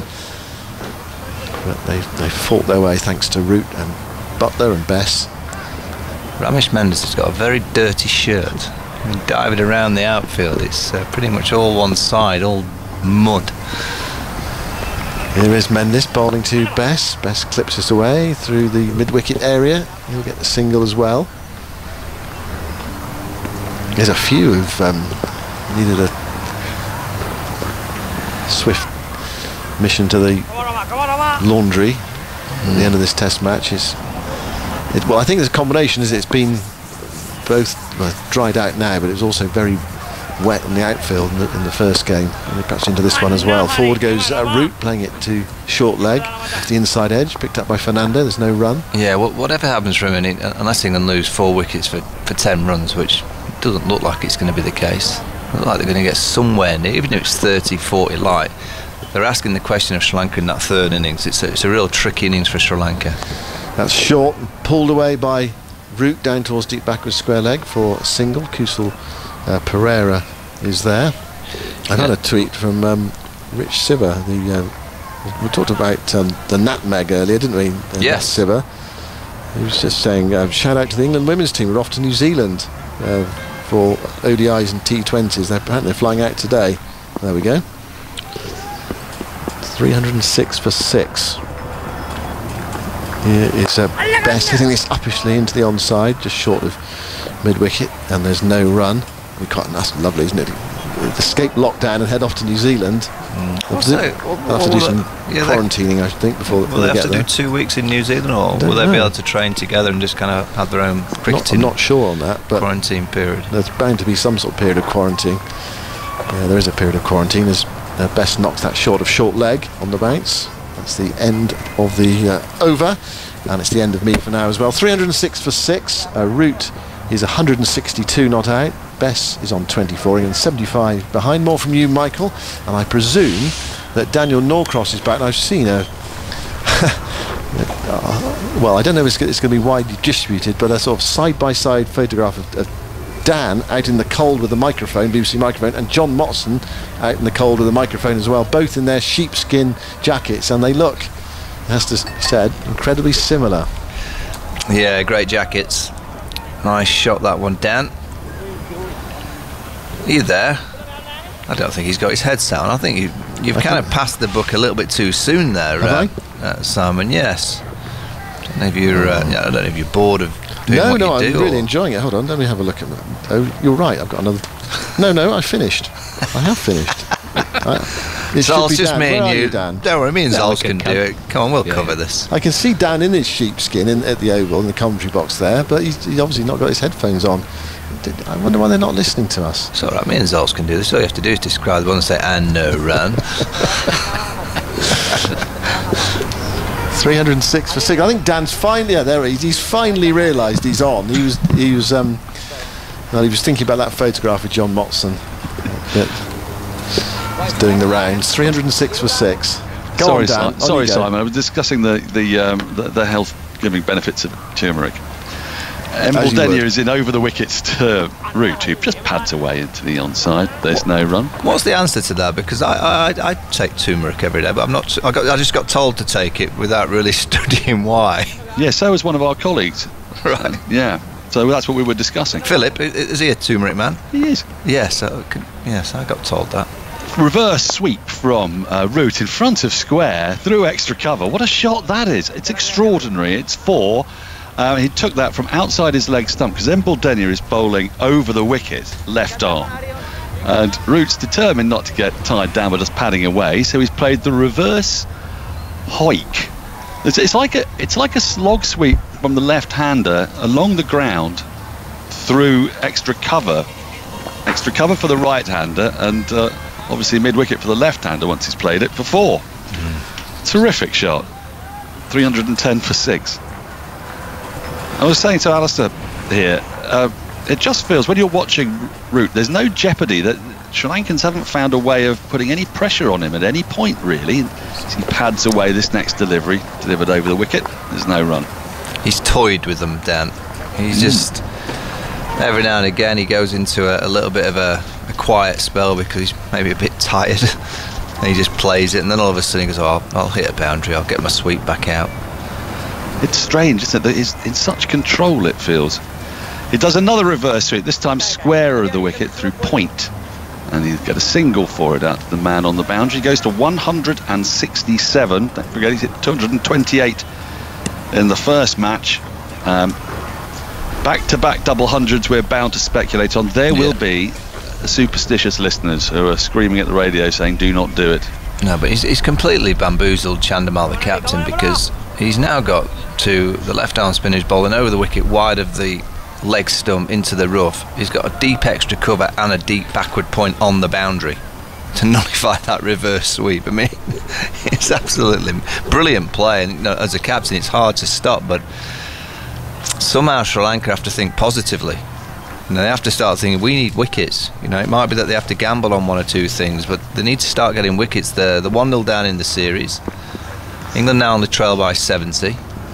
Bess defends this ball from Embledenia. He's come round the wickets to Bess when he was over the wickets to Root. He's just bumped it into the onside. No run. They do, Michael. They've got to win the game, and if you reverse the roles, and we're watching England doing this, the frustration of this partnership would be building. Embledenia bowls full, flicked away by Bess, but straight to square leg. Lakmal Fields, end of the over, the 100th of England's innings. 311 for 6. There's an hour and 5 minutes to go in today's play. Root has 167, Bess has 24, the deficit just 70. And as you say, Sri Lanka desperate for a wicket. This partnership now put on 59, Michael. Yeah, I mean, Sri Lanka are obviously batting better since that first innings where they were bowled up for 135, and maybe in the back of their mind thinking, look, we're controlling the game. If England get to something near, even if they get a small lead of 15-20, that's nothing on this kind of wicket, they might be thinking, and they might fancy getting 220, 250 in the second innings and giving England that 220 to chase on the last day, which would be very, very difficult. But I just look at body language and the intensity, and Sri Lanka have just been so poor in this session when they had to grab the moment. That key wicket of Sam Curran just before tea, you'd have thought that they would have realised that next hour after tea was going to be so big in the game, and they've just kind of let it drift. Now then, Mendes bowls, and Root has played a false shot, which is an extraordinary moment, really, in what has been an almost immaculate innings. It's wide of the off stump, and he looked to drive conventionally through the covers and just missed it through to the keeper. Mendes has come back well. His first 2 overs, I think Andy went for 19, so his next 9, he's taken 1 for 16. Well, he is human. He misses the ball. He's not missed the next one as he comes forward in defence and just pushes it gently into the onside. No run. What did we? What facts did we get on the back-to-back double hundreds, Andy? Have you tracked all those down? Right. Well, I mean, you were invoking the commentator's curse, which science has proved doesn't exist. I agree. Mendes in, Root advances and drives straight back to the bowler, who then throws back at the stumps, but it misses, taken by Dick Weller. Root was home anyway. There's no run. There have been 12 instances in Test cricket of players getting double hundreds in successive tests. Most recently, Virat Kohli late in 2017, perhaps unsurprisingly, against Sri Lanka. Before that, Brendan McCullum, 224 and then 302 against India in New Zealand. Mendes in, that's worked around the corner again. How many times have we seen that by Root? He just went back into his crease and read the length and picked up the single through deep backward square. Moves to 168, England 312 for 6. The players before that, Michael Clarke for Australia, Tilan Samarawira and Kumar Sangakkara for Sri Lanka, Ricky Ponting, Graham Smith, Vinod Kambli against England. I'm sure Tuffers would be absolutely delighted to talk us through those. Well, he did mention it. The first of those 2 was against England, then Zimbabwe. Bradman did it 3 times and Wally Hammond twice. He did mention it, did Tuffers. He looked quite ashen when he recalled Vinod Kambli. I think that was a hard knock. 312 for 6. Bess, who's been ably supporting his captain here, faces up down the leg side, goes for a little flick, and now Digwell has taken a bail off and wants to go upstairs and have a look at this. I think Bess's foot did not move. No. I think it's classic wicketkeeper, that. Yeah, he thought he was waiting. He thought he was going to sucker him, didn't he? Yeah. And then took the bail off. But I don't think the umpire's going to go upstairs. Yeah, he's a cheeky chap, isn't he, Dick Weller? No, I think his right foot is down. It's down. No. Well, it did go up very briefly, but that wasn't the moment when Dick Weller took the bail off. No, he was a bit late, wasn't he? Yeah. Now, Folkes did that, didn't he? Am I right, against Sri Lanka? Did he not produce a terrifically crafty piece of keeping? And the results were pretty sure he did. And there was a lot of talk about whether it was reasonable. And it was at the the batsman was, I think, slightly off balance playing a sweep shot on that occasion, and he waited and waited. The back foot came up, and at the precise moment, folks took the bail off. But here, Dick Weller strangely missed his chance because he was looking at Bess's back foot and just timed the removal of the bail just wrong. 312 for 6. Last ball of the over is full, and Bess defends into the ground, round the corner. Backward short leg picks up. 312 for 6 at the end of the over. Root 168, Best 24. I can tell you, Michael, that the snow here in Kennington is fulsome and thick. Is it? Clods of it. Yes. I mean, good. Strangely, the square is the last bit to get covered. We can still see bits of the square here at the Oval, with green peeking through where the bowler's footmarks will have been. Footmarks that you can't see at this time of year, except now. Interestingly, it's like the imprint of last season is making its way through the snowy landscape. It's quite a poignant spiritual feeling. Yes, it's nice. I like a bit of snow. You generally don't get too much snow down there, do you? We get, I won't say we get a lot, but we do get a little bit more. I've got a stat here that Crick Viziv just tweeted. Yes. It says Joe Root has been on the field for 93% of this series. That feels like a lot. That's a long time, isn't it? 93%. When was the 7%, by the way? Well, at the beginning of this innings, he wasn't there for the first 7.1 overs. And he missed the back end of England's second innings, didn't he? Yes, true. In the first test. I've just been reminded it wasn't against Sri Lanka. It was Andy Balbirnie that Ben Folkes. That's right, in Dublin. Stumped in Dublin, yes. Dublin, was it? It's a spinning ball from Embal Denyer is kicked away by Root. Embal Denyer is continuing with this over the wicket line to Root because he's had no real joy with the round the wicket line, which tells you so much, doesn't it, Michael, about the way Root has played? Because obviously the main ball in the left armer's armoury is to come round the wicket and spin it past the outside edge. And Root just kicks this next one away, bowled really wide into what footmarks there are, and Root has nothing to do with it. Lets it hit him. There's no run. Yeah, I mean, it's just been a masterclass, hasn't it? I mean, in terms of the way that he's played, the way that he's, I mean, even his control and demeanour is just so relaxed. I mean, he doesn't look like he's draining too much. I see Philip has arrived back on the chair to do a bit of broadcasting. He has. You're going to be relieved, Michael. Yes. I think, is it Philip now? I think it might be Philip now. Yeah. Morning, Phil. Morning still. Morning still. Yes. Morning is broken some time ago, yes.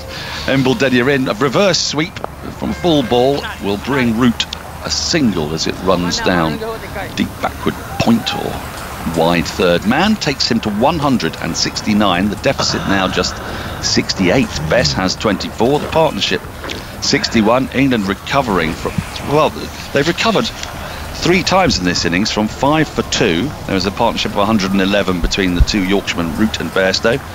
Then from 132 for 4, 97-run partnership between Butler and Root, and now from 252 for 6, when the deficit was still 129, this partnership of 61. Embal Denyer is in, and Bess just waits for this and guides it to backward point along the ground of the back foot. There's no run. It just proves what we've been saying, haven't we, about Sri Lanka, that first initial sort of effort when you come to the crease, you don't think you're going to survive more than 2 or 3 overs, but if you can get past that, as Don Bess has done, you can just tick it along a bit. It's been a very, very handy partnership between these two. It's just getting England back into the game when they were teetering.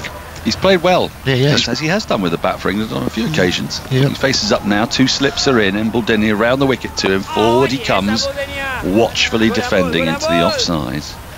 No run, 313 for 6. I like your John Watson picture. Oh, thank you, yes. Well, it came to my mind when I saw the snow. Poor old Motty. Where was that taken? I don't know, it looks non-league-ish somewhere, doesn't it? Or Burnley. That's harsh. No, defence. No. Here comes Bess. They back up the wicket, no run. What have they? It's just been Liverpool we're talking about. Got to be careful when we talk about football. No. It inflames the passions. It was. I should have said or perhaps somewhere. Yeah, I don't know, it's that time. It is. It's been a long few days. It's been It's Adams Park, apparently. Oh, is it? Yeah. Who plays at Adams? I think we might have had cause to reference them before. Are they the side that's playing against Tottenham Hotspur tomorrow, by any chance? Good knowledge. I think so. I've driven past it a few times on the M40, I think. I think it's Wycombe Wanderers. Oh, is it? I haven't had confirmation. I mean, I haven't got our producer Tim Peach screeching at me in my ears to tell me no, so there's a good chance that it is. Tim's a very passionate fan of Wycombe. 313 for 6. Start of the 103rd over. Mendes is in. Short. When I say short, he's not really short. No. But Root makes it look short by going deep into his crease. Clips into the ground, always safely, but can't beat the short leg on this occasion. Seeing a little bit of footage of Dharmasena and Don Bess. Umpire Dharmasena and Don Bess. I think a crow or a raven has just whizzed past Don Bess' helmet. Mendes in, down the wicket this time comes Root advancing, but he can't beat it on, and there's no run. England going steadily. It's not the fireworks of last night. Nope. It's extraordinary batting last night from Root in tandem with Bairstow. Today they began the day on 98 for 2, so only 215 runs added, but valuable runs as Root waits, defends into the onside. There's no run. The Sri Lankans must be getting sick of the sight of him. Do you remember that series when Rahul Dravid appeared to bat for the wall? Yes, England seemed to bowl half their overs at Rahul Dravid and the other half at the rest of the Indian team. Yeah. In England in, I think, 2011, I want to say. Ramesh Mendes is in, clipped away by Root. He'll get a run down through deep backward square leg, moves to 170 from 284 balls. A monumental feat of concentration as well as skill. Well, you do sort of start getting sick of the sight of the same bloke a bit. It's happened to me on many occasions. We were just discussing Vinod Kambli. Yes, I was sick of the sight of him. A couple of others. Brian, of course. Brian Lara. Yeah. I mean, it's meant in the nicest possible way. Oh, well, of course. Mendes in, and Bess advances now and does well to get to the pitch of the ball and just work it nicely up to Pereira at long on for a single. 315 for 6, best at 25. And why that is, and it's what's happened to Sri Lanka a little bit with Joe Root, is that they've gone through plan A, and then they've had a little go at plan B, and then C, D, E, F, and then it's just like, well, we've kind of gone through the field placings, we've gone over round the wicket. Mendes in, sweep from Root, which he connects with very well, out to deep back and square leg. Just a single. There is a fielder out there who suddenly emerges on the edge of the screen, and Root will keep strike after that single. 171 he has, 316 for 6. England the deficit now just 65. And if like Joe Root, he's just stuck to his method, stuck to his game plan, hasn't he? Hasn't then sort of like decided once he's got to 150 to come running down the wicket and start trying to hit sixes. And so it's sort of like, well, okay, well, I'll just keep bowling at you and you just keep sweeping me and knocking me for ones and twos, and we'll, I'll see you at the end of play, and I'll try and get the other fella out. The Megatron light meters come out. Oh, really? There are clouds building. Dharmasena's taken a reading. They haven't gone off yet in this match for bad light, have they? Have we had a break? No, Andy Zoltzman shaking his head, so we don't have a measure yet, but the clouds are gathering in Gaul. England won't mind at all. They're 1-0 up. Sri Lanka, the ones who need to force the pace. As far as England are concerned, they would like time to come out of the game. They'd also just like to keep batting, and that's precisely what Root has done. When these two came together, the deficit was 129. It's now 65, so they've chipped away here as damn it halved it. Yeah, chipping away. Yeah, and they'd be very happy to keep going. Simon Mann's in position. Fernando's going to come on to bowl. Does he want to come on now? Does he want me to do? No, sorry. Jonathan Agnew's in position. Does he want to come in? It's hard to They're always happy to come. Anybody there? We're here. 316. Didn't like look at that light meter coming out, but the dark cloud that I saw on the screen seemed to be over the town and over the city of Gaul, whereas of course that's in the east, so the sun tends to go down over the sea, over the west, of course, and I didn't see any cloud over there, but they're having a long conversation about it. But it must be quite close, because that's another reading taken by umpire Damascena, and whether he's saying to the captain, look, you're going to have to bowl spinners. But Fernando's he shouldn't be scaring people off, but Sri Lanka desperately need to stay on the field. They've got to try and bowl England out, press on and win this game, but it looks as if Fernando's sort of scared them off. I remember Essex fans, and I don't know if Alice is there on it, Essex fans remember Stewie Turner, who is sort of a terrific character, scurrying medium pacer who was very aggressive, apart from when the ball came out, really. I mean, he was a nice, gentle medium pace, wasn't he? He'd scurry in, he'd be in your face, he'd be chatting. He got warned for intimidatory bowling to Nigel Bryars, who was our captain, a big front foot player one time, and Stewie did a lap of honour. It's the best thing that ever happened to him. He ran round the ground at Chelmsford with his arms up in the air like that, because he'd actually be warned for intimidatory bowling. It's a bit like Fernando here, being taken off for possibly being intimidatory in this light.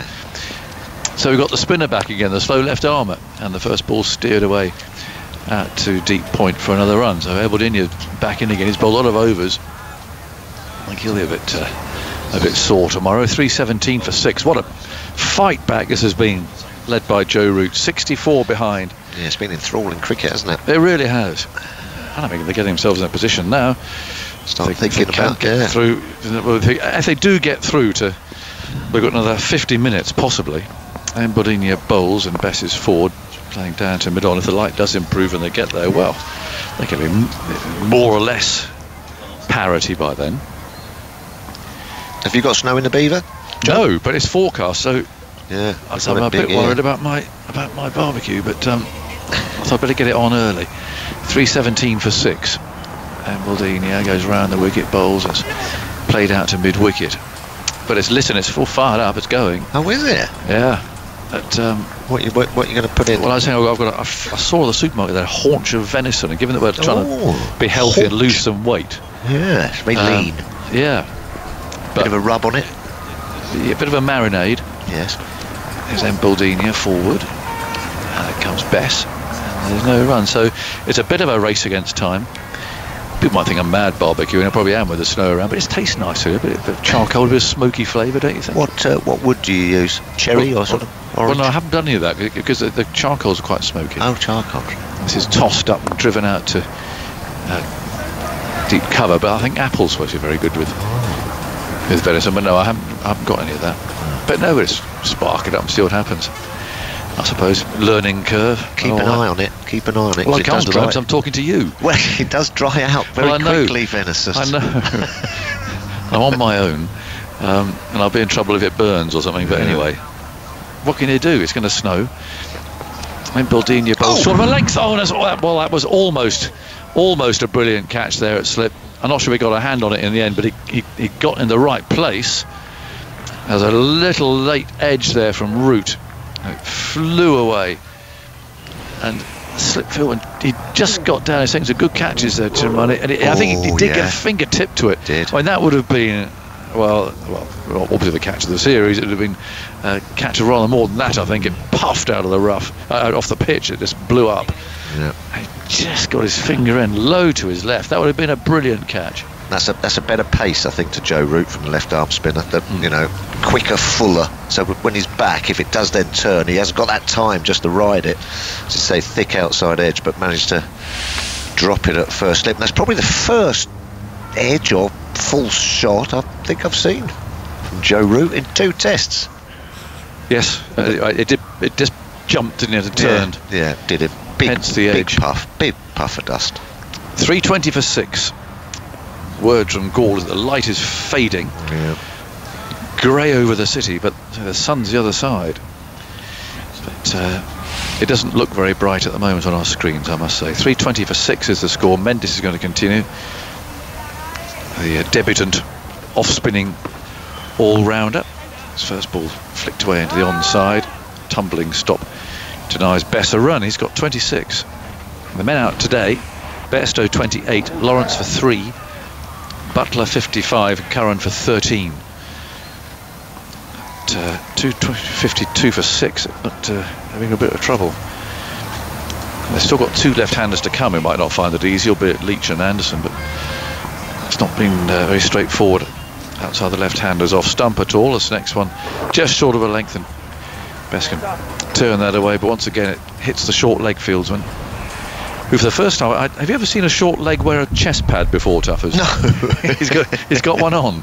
Well, I don't blame him. I don't blame him. The amount of sweep shots that have been whizzing past his ear rolls. No, he's popped one on. Yeah, get the old mattress round you. Yeah. Bess again turns it away to short leg. Now he runs 61 behind. I'm surprised you don't wear sort of arm guards and things there, because you get one on the wrist and forearm, hands. You don't half know it. There's an art to getting out of the way of it, you know. Is there? Yeah. And there's the next one, spins sharply. Best plays out well. He waited for that, hanging back in his crease. See, if you and me were in there, Raggers, we'd just sort of be just like a cardboard cutout and just be getting pummeled every time a sweep. But you do sort of ride it and turn. There are ways of getting out of the way of it, or at least lessening your chance of getting hit. But I remember being instructed very reluctantly by our captain Roger Tolchard. I think he was trying to teach me a lesson for something. Oh, did you go into Boot Hill? No, silly point to Viv Richards. Oh, with nothing on. Really? Nothing on. I mean, what a place to go. Wow. That was horrible.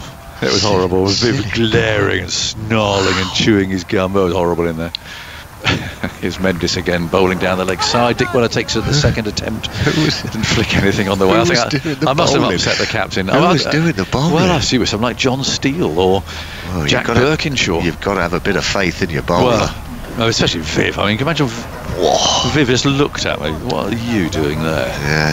Did you give him 2 yards away? Did you give him a little smile? No, well, no, I think I could keep a low profile. Hello, Viv. Hello, Viv. Hello. Well batted. Really nasty in there.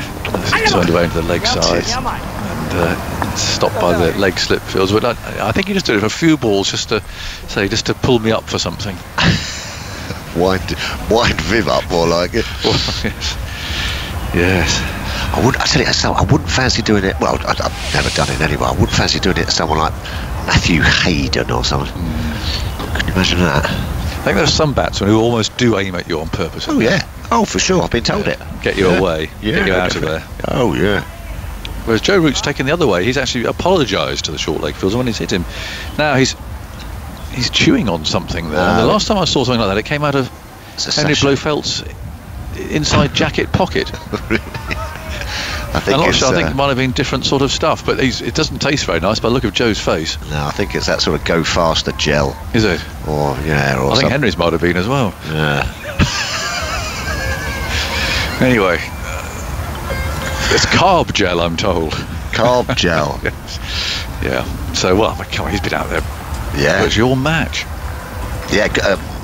Must be very fit. You know, it's testing conditions. I know when you bat, you know, you think everything's lovely and you're enjoying yourself and you're scoring runs, but you've got to be fit. Yeah. Well, the weight loss, they tell you, don't they? The bowlers in particular. They're sort of losing kilos. Yep.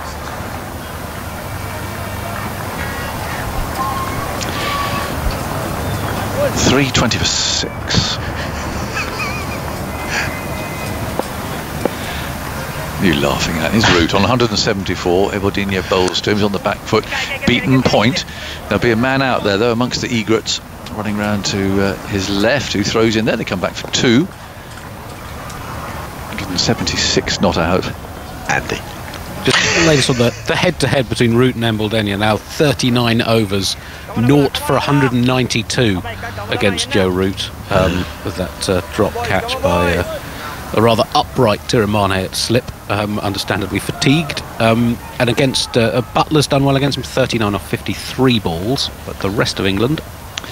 There's a ball steered off the back foot by Best to point. The rest of England 10 for 89. Embledenia has in about over 40 overs, but Root and Butler have gone at well over 4.5 and over between them and not got out. Real thorn in the side. Mark Wood, I can see, gazing from the dressing room window. Oh, that's a top edge. It's a sweep shot from Root. Dare we say it's a first false shot? Yeah.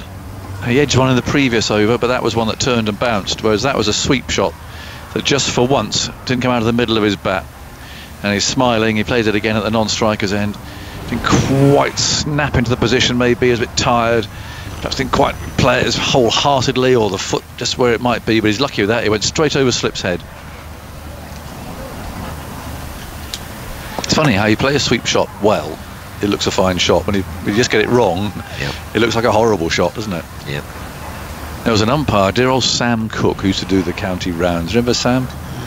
Vaguely. Maybe before your time. Yeah. Old left arm spinner. I think I'm pretty sure he was Somerset, old Sam. Good lad. As soon as anybody played a sweep shot, hit the pad, out.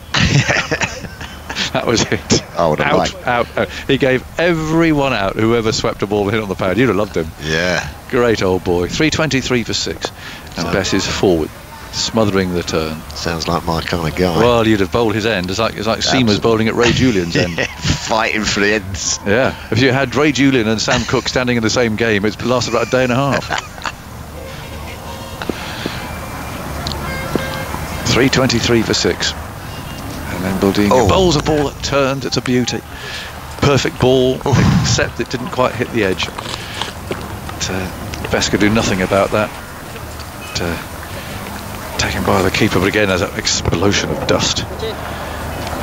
Yeah, there was an umpire who said to me, as there was a number 11, and we couldn't quite finish off the game. We still had loads of time. It was about a day and a half. But we had to get this one wicket, and it was coming up to lunch, and this umpire said, "Hey, Tuffers, just hit him on the pads." And I've gone, what? Like I said, this bloke's batting me into a traffic jam. And Buldini bowls to Bess, who's down the pitch, and playing it back to the bowler again. I want to get on the M1 before lunchtime. Did he oblige? Yes. Well, yes, it did. It was pretty close. Oh, the great character. The umpires is part of it. I don't know how much it's like these days, but then very much part of the county circuit. And you knew you had your favourites, and you had those you never felt gave you anything. Yeah. No, it was. I did quite appreciate that at the start of my career, but then, as you say, you played a game for 18 or 20 odd years. Yeah. Oh, they're great fun. Yeah, and you just had a good relationship with them. I never understood why people would get angry with an umpire and snarl at him and so on, because they never. Yeah. Well, they wouldn't. You try and get them on the side a bit, don't you? Yeah, of course. Chat them up. Of course. It's made any difference. But if you ever go at them, they're not going to go, "Oh, okay then, Phil, I'll give him out." You No, know they're what I mean? not. No, they're not going to change their mind. I don't think they are. No. You can sometimes, just cajole them a little bit. Yes. They're part of the circuit for me. Yeah, brilliant. Roy Palmer with his bus used to park it up in the car park of every ground. Yes. I think Ray used to potter about in a motorhome, didn't he? Motorhome. Yeah. Yeah, lovely. Great stuff. Or the old little B&Bs around the grounds and so on. They'd always have their little favourites, and they'd go. What a lovely way to spend the summer. Yeah. Pint in the evening. Yep. Have a chat with everybody about what they're doing. And some great stories. All old players, weren't they, virtually? Yeah. All old players. So, I became very good friends with, most of them. Arthur Jepson. You remember Arthur Jepson? Yeah, a little bit before my time again, John. Great man. Enormous ears, but what a character. He's turned away out to Square Leg. They take a run. Who was the big policeman? That's Nigel Plews. Nigel Plews. He was a detective inspector, wasn't he? Yeah. He was one of. I don't think he ever played first class cricket, Nigel. He was one of those that umpired, having not done it. Don Osley was another one who. Yeah. I think Don umpired Test cricket, actually, didn't he? Yeah. Having never played first class cricket. Yeah, old Dickie, of course. Yeah, well, there's a great Arthur Jepson, the story, wasn't? I think there was a batsman wanted to appeal against the light. Mendes bowling, and Best turns that away for a single down towards deep backward square leg, and he went up to Arthur Jepson and said, "Great, this light's terrible, Arthur. We can't see a thing. Yeah. Got to get off." And Arthur Jepson turned to him and said, "Can you see that up there, son?" He said. And he pointed. It's the moon. And the player said, "Yeah." He said, "How much further do you want to see?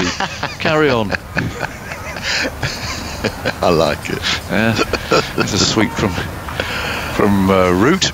Yeah, they wouldn't dare do it. They probably get reported these days. No, and the other, whenever I can remember a couple of them. You know what I mean? When the ball went out of shape and everything, you keep going up to the umpire and say, "Look, it's out of shape." And he said, "Well, you just keep You just keep bowling it, and this fella will knock it back into shape for you. Yeah. No nonsense. No nonsense. 325 for 6. Root on 178. The light's still not great, but England are 56 behind. And that one's down the leg side. Bendis hasn't bowled very well, actually. It's his first test. He's a bit nervous. He's got a duck in the first innings as well. He's got his wicket. He has. He's off the mark. He's off and running. No, it's been a good grind, hasn't it? Yep. Good grind by England. Well, they've shown exactly the sort of character that they're going to have to show. They are. Starting next week in India, a week on Friday. There's 6 days in the hotel room. Yeah, perfect preparation, really, isn't it? Yeah. Hot, Yeah. Oh, hello, Don Bess is after an egret. Well, Bess is chasing an egret, and the egret's not to be chased. He has amazingly long, thin legs. Yes, haven't they? They're a little bit sort of flamingo-y in that respect. Picking his way through the grass. Bess was after him there. Great long neck. The neck's as long as the legs. There's one outside the off stump that plays off the back foot to backward point. And there is no run. We see quite a lot of wildlife today. Yeah. All we're missing is the elephant. Yeah. Very impressed about your tiger story. Yeah. Well, it was India, though. It wasn't... No. And I was impressed about your rhinos. Indian rhino. Yes. I've never heard of Indian rhinoceros. Yeah. Bendis turning into the leg side. There's Root, but there's no run there. And Did me a bit. yeah, and it's confirmed you do get crocodiles over there. You're quite right on that. Because there's the Yala National Park down the road from Gaul. And apparently there's lots of Sri Lankan flora and fauna and everything else in there for those of you who are marking down Sri Lanka as somewhere to go, which frankly after the last 10 days I suspect you all probably are, because we've talked about it a lot, but we're very fond of Sri Lanka. It's a nice place to go and watch cricket. Yeah, it is indeed.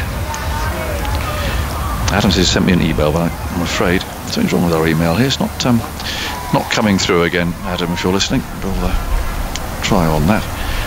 It could be from David Rudge.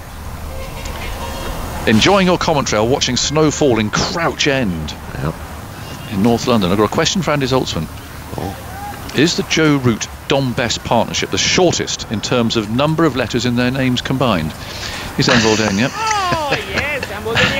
And that's blocked by Bess. Can I say, David, I mean, to be fair to Andy Zoltzman, and I was up here again around about 20 to 4 this morning, and I saw the Zoom thing fire up. There was a bitterly cold and rather pale looking Andy Zoltzman who trudged through his garden down into his shed, which the heating was not on.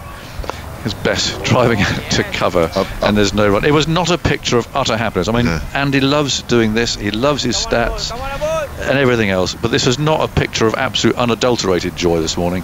And for him to answer that question, I mean, you're in Crouch End. Andy, I think, is somewhere down in Streatham, that sort of a way. Oh, that's the one that turns past the outside edge. I don't think I'm even going to put that to him. I think we had the response. Route, didn't we? Say again. We had Roy en route. route. Oh, So there you go. Yeah, well, that deals with that. But it's not the time of day, I don't think, Andy, for that sort of question, is it? We've got Zoom here, and I'm just looking at Andy, and I think he's predicting that England are going to win 2-0. Yes, it was something like that. 325 for 6. Bess is on 27, and they trail by 56. Could be 1-1. Could be 1-1, and that's fielded at point, and there is no run. It's a good one, though. I reckon it could be. Yep. Is it still snowing there? Absolute carpet at the Oval. Absolutely massive flakes. You'll be snowed in. Don't say that. Well, can I just say snowed this? in tomorrow. Well, no, you're not. Here's Embaldini. That's popped up in the leg side. Someone shouts, catch it. But there's no proper appeal for that. 325 for 6. I might not be able to get out of my lane tomorrow morning. Runs behind. Well, can I just say to people like you, in fact, come to think of it, it's snowing in Manchester, isn't it? Is it Simon Mann? Has he got snow up there? Back goes Bess, playing out to cover. No, not yet. Well, that's good, because otherwise it's just me by myself. Yeah, you might have a little cheeky 3 sessions to cover. Commentating, summarising and scoring. I don't think you should leave. I don't think you're allowed to leave the Oval. It's almost sort of blizzardy, actually. It is really coming down. Wow. 3:25 for 6. Yeah, very tricky my lane when it snows.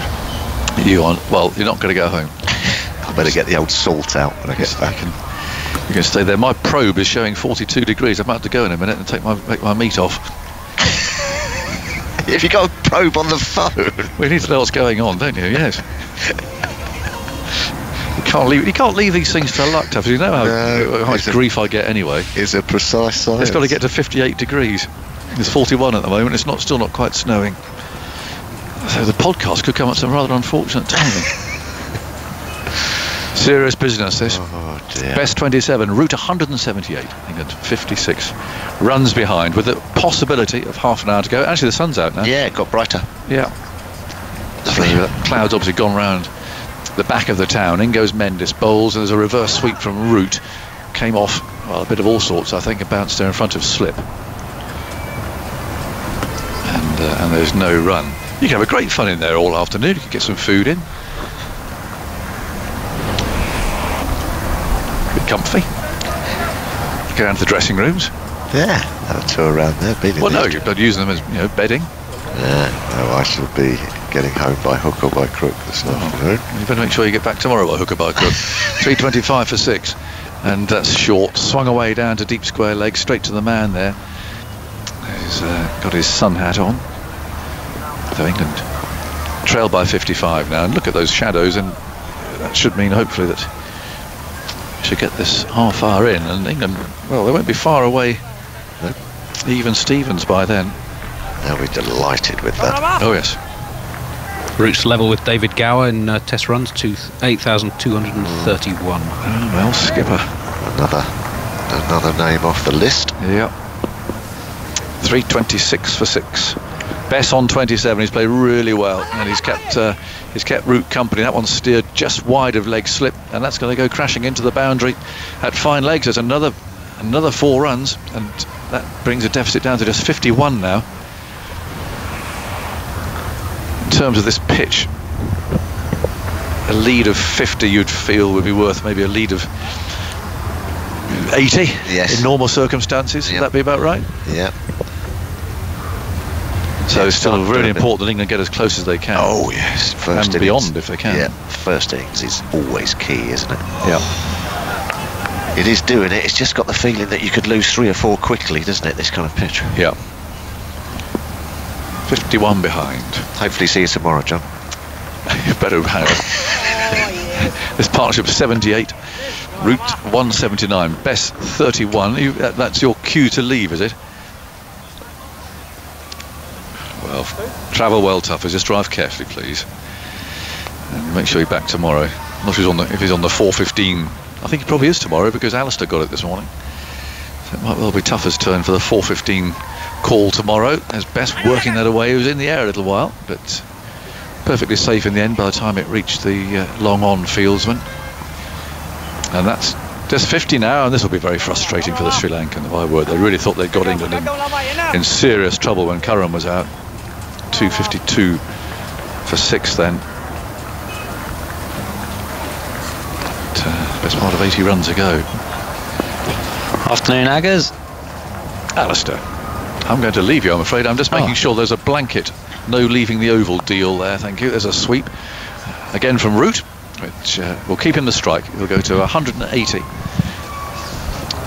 Bess 32, 3:32 for 6. There's 25 minutes of play, all being well, remaining on this 3rd day. So some thoughts from you, Alistair, about what you've seen and so on, and then Simon Mann will take us hopefully all the way to midday in the close. Well, it's been a really good partnership from Don Bess and Joe Root. The support that Joe Root's had from Don Bess has been excellent. I think he was 3 off about 35 balls and really got in, didn't he? Dug his heels in the wicket, and now he's had a few scoring shots. And again, the partnership's built, and it looked like they've got England right back in this game. And you feel like the pressure's now going to switch to Sri Lanka at some stage tomorrow. How are they going to bat in their 3rd innings? And he has gone past David Gower now, so into 4th place in the list of England's leading run scorers. I reckon in this test match he's taken out Boycott, Peterson and Gower, which is not a bad trio, it's fair to say. Is that right, Andy, in this test match? That is correct. Next one on the list, Alex Stewart, 8,463, so he's got 8,232 now. So another double 100 in the first test in Chennai, and they're taking down Stewie as well. You might beat him on day 5 of this game. Well, you might not have enough room for that, the way things are going. 332 for 6. I mean, a very good day for England. Ultimately, I think Root drives into the offside. They're not totally in control of the game, not by any means. Sri Lanka could still go on and win, but from a situation of 132 for 4 and 252 for 6, they were in problems in this test match, and Sri Lanka was sensing a lead of 80, something like that, possibly even more from 132. But England are narrowing that lead down now, and it might be they get lead themselves. But there's still a bit of batting to do yet. Things could go quickly with Leach, Wood and Anderson to come. Best is on 32, and he plays at that one, a ball that turns and bounces outside the off stump, and it's taken high up away to his right hand side by Dick Weller. Embledenia bowling round the wicket and getting it to spit, taking a piece out of the pitch again. That really was taken high up. It's taken almost helmet height by Dick Weller away to his right hand side, and he lifts his hands in the air as if to say, oh, this game is so frustrating. Partnership worth 81. Best comes forward, edges that. Is he caught in the gully? I think he is, low down. Embledenia gets his wicket, and it's 333 for 7. Bess is waiting there. He's just checking to see where that carried. It was a low catch, but the umpires are coming together to confer, and I think they're going to check this upstairs. But Bess is waiting. Embledenia thinks he's got his wicket, and the technology will tell us what's the soft signal. The soft signal is out from Rashiro Pali Garuga. I think that's quite important for this one, actually. The soft signal is out. Obviously, the benefit of doubt now will go with Sri Lanka. Front on spin vision, please. Here we go. Here's the replay. Pushing at it, edging it low, and then it disappears out of sight, but goes down low. Ooh. Okay. Ooh. What do you think, Alistair? See the fingers under the ball. Can you zoom that in? Yeah? Closer. Closer. I think that's hit the ground. I mean. Okay. I think that's hit the ground. Ball is grounded. The ball is grounded. Is there anything else that you can show me? I think this is going to be not out, Simon. Yeah, I think it will be given not out, but it's not necessarily not out, if you see what I mean. It's just you get that foreshortening on television, but I think it's going to be given not out. Did he get his fingers underneath? It's very hard to tell in a shot like that. And it's a strange one, because TV doesn't always do those justice. But anyway, the catch was claimed in the gully, and Bess is not on his way. He stayed, and you wouldn't you, with a low catch like that? I think any self-respecting batsman or even non-batsman would stay for those. You let the umpire and the technology sort it out. Yeah, I don't think there's any doubt there at all. I thought that was just, his fingers were wide, weren't they, as well? They weren't like sometimes you get the ball to land on your fingers, don't you, in those low ones, and you can feel it getting squashed against the ground. Yeah, absolutely. But here is Embledenia bowling to Bess, who plays it back down the pitch, and there's no run. But that one, his fingers were very wide. His hands weren't that close together, if that makes sense. They were kind of spread out. I think he knew, because he didn't really appeal. He wasn't that excited about it, and I think that's quite clearly hit the ground. I don't know, I've seen it again. Here is Embledenia, and bowls that edge, and that's gone this time, surely. Yeah, finger goes up, and Embledenia does get his wicket. We can forget that debate in a way, because it's all over now, and Bess's innings is over. Embledenia gets his 6th wicket, 6 for 130. Bess is out for 32, and it is 333 for 7. It's kind of the carbon copy of, I suppose, Dan Lawrence's ball as well. Just out of nowhere, he's just got the ball to bounce a little bit more. The ball just again disturbed the surface. Best just lunging forward, and it's carried quite, probably above waist high to Tirumani at slip, and he probably deserves that wicket, 6th wicket. Embledenia. Actually, Don Best played really well. That great character fight just when England needed it. I think that probably will sum up today for England, won't it? They showed a lot of character, being behind, quite a long way behind on the scoreboard with the runs, but they've just dug in there, obviously helped by Joe Root's unbelievable innings, but have dragged themselves back in the game. They're going to need to do more of this over the next 4 games against India as well. Yeah, definitely. So we've got Leach and we've got Wood and Anderson to come, which is not the strongest 9, 10, 11 England have ever fielded, especially in these conditions. I think it's not going to be easy for the lower order to support Root here, who's closing in on a double hundred. This is an interesting one. It's Mark Wood who's come in at number 9 ahead of Jack Leach. He got a test average of 17. He is a sort of slightly unorthodox lower order player. I mean, he's dangerous. I mean, if you give him an opportunity, he can thrash it around, as we saw in an innings he played in Port Elizabeth. Made a half century in New Zealand as well, in Christchurch in 2018. Root's having some help there from the physio. He's having his hamstring, I think, straightened or stretched, or perhaps his back as well. You know, he's got back problems, but he's been out there for nearly the whole match now, and he looks as though he's really struggling with his back. He's wincing on the ground, and he's getting back to his feet now. It's a back problem, and sometimes if you, I think he said the muscles have just seizing out. He's perhaps got some cramp. I'm not surprised as well.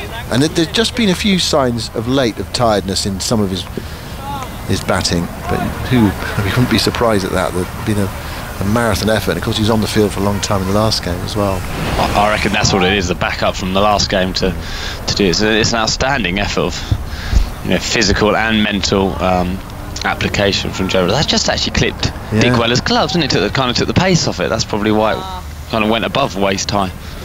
Yeah, often when it does clip the wicketkeeper's gloves, the catcher is wrong-footed, or the potential catcher is wrong-footed, but it came at quite a nice height away to his right to Tiramani. He was going to his left and then took it away to his right. So it was a feather from Bess and then a feather from the keeper, and Tiramani kept cool at slip and took the catch. So 333 for 7. Seeing the replay, just on that low catch thing, anyone who's played will know that if you get your fingers on the ground underneath it, you can take the catch. But if you just show it on television, it looks as though the ball's bounced. Here goes Embledenia bowling to Wood, and Wood plays the line of off stump, and that was about 6 stump there, and it's through to the keeper. 333 for 7. So it can look as it bounces on the end of the fingers and then goes up into the palm of the hand, and that can sometimes be the deception that you see on television. Everyone says, oh, that's bounced, because it's very hard to get in tight on TV and show us almost like a 3D image. There's a foreshortening. Anyway, it was given not out, and then 2 balls later he was out, and you can see why the third umpire gave it not out. 333 for 7 is the score, with Root on 181. Yeah, there are instances, aren't there, where they get it wrong, but I think that one was quite a clear bouncing one. Actually, I'm not blaming the field. I don't think you kind of know, but it just didn't look like it hit far enough into his hand or on those fingers. He might have just, brushed the tips of his fingers along with the grass. Sometimes when they jam your fingers, they kind of hit the palm as well, and you just know it could only have just hit the hands and not the ground. So I think that was quite an obvious decision, even with the TV kind of foreshortening, whatever you call it. Fair enough. 333 for 7. I must just bring your attention to something, a remarkable incident in the Big Bash earlier today, which I've never seen before in cricket, where the same batsman, here is Pereira bowling, sweep shot from Root, guided towards deep backwards square leg. Jake Weatherald, a single there to the total. Root to 182, 334 for 7. I don't know if you've seen it, Alistair, where Jake Weatherald, the player for the Adelaide Strikers, was sort of run out twice on the same ball. He obviously wasn't. He was run out for the first incident, but as it was, he was run out in both incidents. As we're seeing a replay of the best call, that slip. You've got to be careful here, because the replays get thrown in, and you're not sure what's replay and what's live action. Anyway, here we go. Wood faced his first ball, and he's about to face his second ball, and he turns that away into the onside. A diving save at mid-wicket, or attempted save, but it's not quite good enough from Chandimal, and Wood is off the mark. So the ball was driven back to Weatherald's end. He was at the non-striker's end. The bowler, Chris Green, deflected the ball onto the stumps, and it was very tight whether it was run out or not. And the ball deflected away into the field. They went off for a single, and then he was run out by the wicket-keeper for Sam Billings at the other end. Non-striker's end. At the striker's end. Sorry, he striker's went end, from non-strikers to strikers, and the technology showed he was out at both ends. Here is a sweep shot from Root towards deep backwards square leg, and he gets another single. He goes to 183. And the score to 336 for 7. I remember Mike Proctor once saying that you should be able to run out both batsmen in the same incident, like have a double play. The The baseball double play. Yeah. But anyway, that weather order, he was done. If he wasn't out at one end, he was out at the other. I don't think I've ever seen that happen before. Wood on one, faces Pereira. Oh, Wood's right back into his crease there, playing in the Joe Root style, going right back, almost playing French cricket, knocking it to the short leg fielder. Sorry, the leg slip fielder. So it's getting late in the day. The leg slip fielder, and there's no run. This is a test for Wood, bound to be early on in his innings. When he's turned away again to leg slip by Wood, and there's no run. It's about trying to survive here to help Root get England as close as they possibly can, of course, to the 3-8-1. Reduce that first innings lead as much as possible.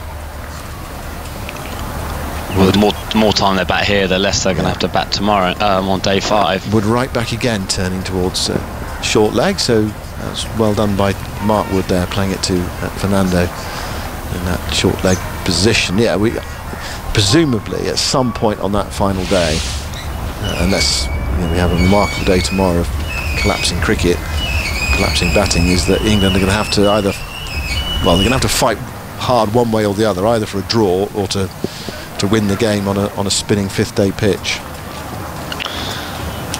Yeah, they are it's set up beautifully, isn't it? It's going to be, I think, another really good game of cricket. You're going to build is going to build for 4 days, and it's all going to come down, I think, I think it's going to be a last session game, I reckon. Yeah, that's my feeling as well. It has been for most of the game. You can sort of see it in the distance. One thing about Root's record now of 8,235 runs in 4th place is he's got there quicker than Jeffrey, quicker than Kevin Peterson, quicker than David Gower. He's going to get to Alec's mark if he does get there, another 200 runs, much quicker than Alec as well. Embledenia bowls, and Root goes back and hits that into a gap on the offside, takes the single there. There are loads of singles there. They want to bowl at Mark Wood. You can understand that. Absolutely fed up with seeing the smiling face of Joe Root at the striker's end. He's on 184, so 16 away. There are 13 minutes left in the day's play. And I think it could well be come back tomorrow to look at that double 100 if there's support at the other end. There's that feeling it could go bang bang here. Embledenia goes in and bowls to Wood. Wood goes a huge heave. Has he called it slip?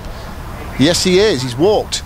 Well, it must have been a feather through. He tried to smash that over deep mid-wicket, and there was an outside edge. It was taken by Tiramani at slip, and there we go. There's one bang. Wood's on his way for one. It's 3, 3, 7, 4, 8. It just came from nowhere, that shot. It pitched up, and there was a little toe ender, a flick of the toe, and taken by the slip fielder away to his left-hand side. So it's another one for Embledenia. What about that shot? Well, you took the words straight out of my mouth. Absolutely came from absolutely nowhere. I know he only faced that was his 6th ball he faced, but in the other 5 balls he'd played really sensibly. He said, I am batting here, to the end of the play. I'm going to build a partnership with Joe Root and just try and bat these last 13 minutes out. And then he's just trying to slog sweep it for 6 and try to hit it as hard as he can. He's just gripped the surface, and that bounce we talked about, when it does do that, it's just nicked the top edge of his and looped to slip. It's a bit of a strange shot, that, actually. A bit of a strange shot from Mark Wood. If you were on 184 at the other end and been on the field for most of the Test series, what would you thinking about that shot? Well, you don't say anything there. You'd query it maybe a bit later on, as in like what. But I assume they were talking. I assume that they were thinking, right, we're just going to try and see out these 10 minutes, or maybe that's the plan. Maybe that was a bit of a plan. I'm going to play my shots. I feel as if that's the only way I can survive. Yeah. And maybe and Joe Root said, no, that's absolutely fine. So. But I don't think we'll see that same kind of shots from Jack Leach. He can be a very solid. I think he might find the off spinner quite hard. Yeah, it's not easy for the lower order against the spinning ball. How many catches has Tiramani got in this game? Let's have a look. That's a good question. 5. Yeah, and a drop.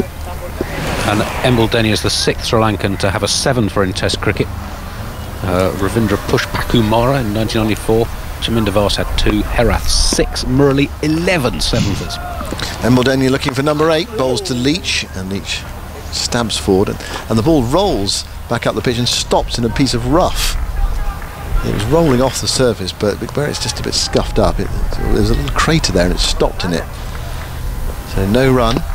Got a solid player to have coming in at number 10, but not easy here with 2 in the leg trap, and that one spins into him, bounces a lot and hits him around about the waistband of the trousers and drops into the onside, and there is no run. So Butler 55, Best 32, the main support for Joe Root today. And 44 behind. Embledenia goes in, bowls to Leach. Leach blocks it towards short leg. Ball spinning into him. I've been a little bit disappointed with Sri Lanka today in terms of their tactics to Joe Root. Clearly he's playing as well as you could possibly play spin. Embledenia bowls to Leach. Leach defends on the back foot. There's no run in the subcontinent, and he's in the. You don't go double 100 then 180, but.